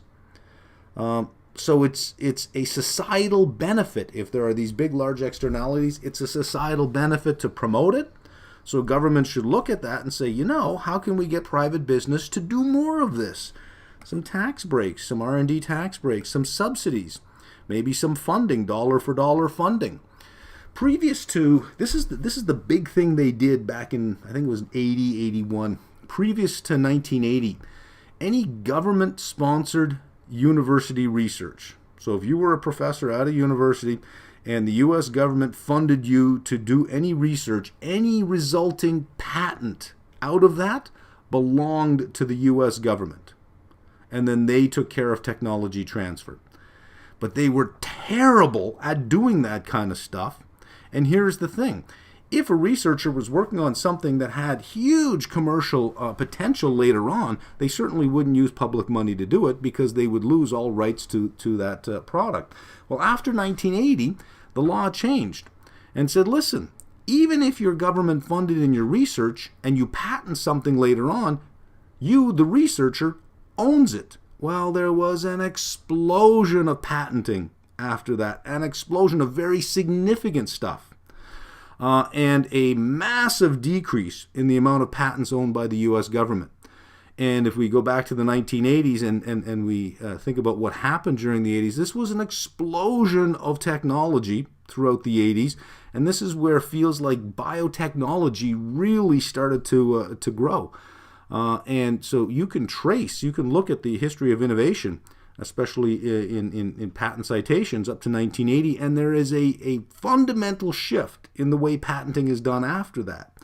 And then from 1980 onwards, we've had massive growth in technology and new emerging industries and fields coming out. So there's something there to incentivize private business to invest in knowledge. That can continue to grow an economy on and on and on. Just because if you think of capital and knowledge as being the same thing, that if I invest in the creation of knowledge, that's capital, suddenly you get these kind of curves, straight lines, as opposed to diminishing returns. You get constant returns, or even sometimes with network effects, you can get increasing returns, right? Higher level of spending on knowledge capital could translate into faster economic growth. This is a big one, even in the long run. No need to converge to a steady state in the long run. That is like a breath of fresh air after you go through this really tight model in the neoclassical growth models, with all of its conditions and all of its convergence and its equilibrium conditions. And you come to endogenous growth theory, and it allows you to ignore all of that and just grow. It just feels so liberating and so true. It just feels much truer. Why do we not have more of a focus on endogenous growth theory? It's harder to publish here. It's just harder to publish because 80-90% of the literature is focused on neoclassical growth, and as an academic, you got to publish. You're going to take the path of least resistance. You're not going to seek out truth. You're going to seek out publication. So it's not as widely as accepted as I think it should be, only because you still got to publish. And finally, further, there's no reason why incomes of developed and developing countries should converge. All right, our next learning objective, J, explain and evaluate convergence hypotheses. I think we know what convergence hypotheses is now. That's the big thing put forward by neoclassical growth models, is that there is convergence, there will be convergence. Endogenous growth theory says, not so much, not really. So let's have a look at what convergence says. Countries with low per capita incomes should grow faster than those with high levels. And at some point, they will converge. And there are two types of convergence: absolute convergence and conditional convergence. Absolute convergence means that regardless of the initial conditions, regardless of where countries are, Developing countries will eventually catch up with developed countries with respect to per capita output. Conditional convergence, I think, makes a little bit more sense rather than absolute convergence. And this says that convergence is conditional on institutions and certain input factors being similar. So if you take two countries, one that disallows any kind of capital inflows, one that has really no respect for property rights and a very weak legal system, there is no reason why it should converge with a developed economy with very good, very strong property rights and an open economy. There's no reason why it should converge. So conditional convergence says, well, wait a minute here, Mr. Absolute. Let's make sure, first of all, that they have the right institutions and certain input factors that are kind of similar. Then, yeah, maybe they should converge. So what this is basically referred to is the conditional convergence when some economies have similar institutions and certain input factors that are the same. That is called club convergence. In other words, those particular economies are, you can do air quotes, they're in the club because they get it. They're like us. They're just younger than us, but they'll grow up and they'll be just like us. So if we think about in terms of what this first line here is saying, growth rates, if we look at growth rates plotted on the vertical and real GDP per capita, we should have an inverse relationship between low GDP per capita countries, this is low GDP, and high GDP. So US, Canada, Great Britain, France, lower GDP, real GDP countries, a lot of the African nations, some of the South American nations. So it's saying that, these countries here should have higher growth rates than these countries, but that at some point there is some place that they will converge towards. Now, what endogenous growth theory says is there's no reason for this. There's no reason for this relationship. It's not saying that there shouldn't be this relationship. Neoclassical growth theory says you should see this relationship. Endogenous growth theory says even if you do, so what? There's no reason you should see it. In other words, these countries over here with high GDP per capita could have higher growth rates. And these countries down here could potentially have lower growth rates. There's no reason it should be like that, and there's no reason that it should converge. So how does this whole convergence thing happen? Well, there are two routes to convergence. Number one, capital accumulation and capital deepening. We've already seen that. Number two, imitation or adoption of technology.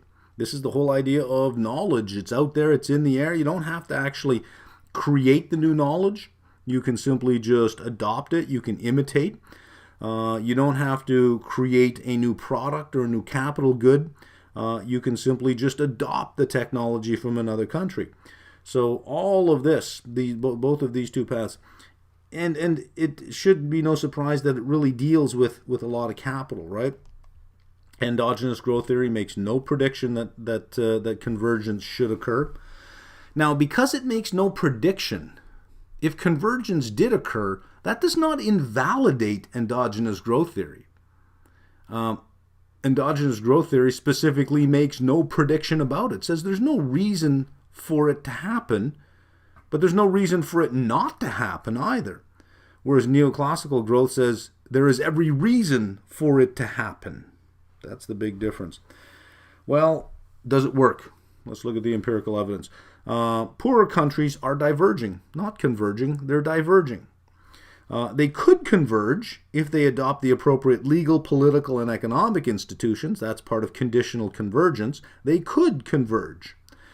Club countries, those that are, like I said before, air quotes, in the club, that have adopted the legal, political, economic institutions, they have similar institutions, similar input factors, they are converging.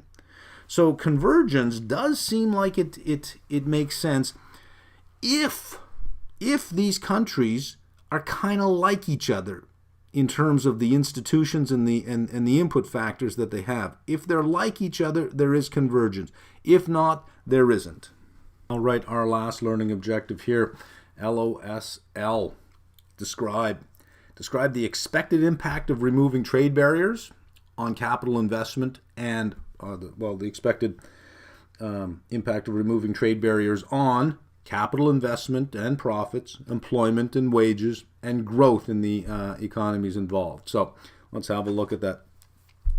Well, if you remove any barriers, investment is not constrained by domestic savings anymore.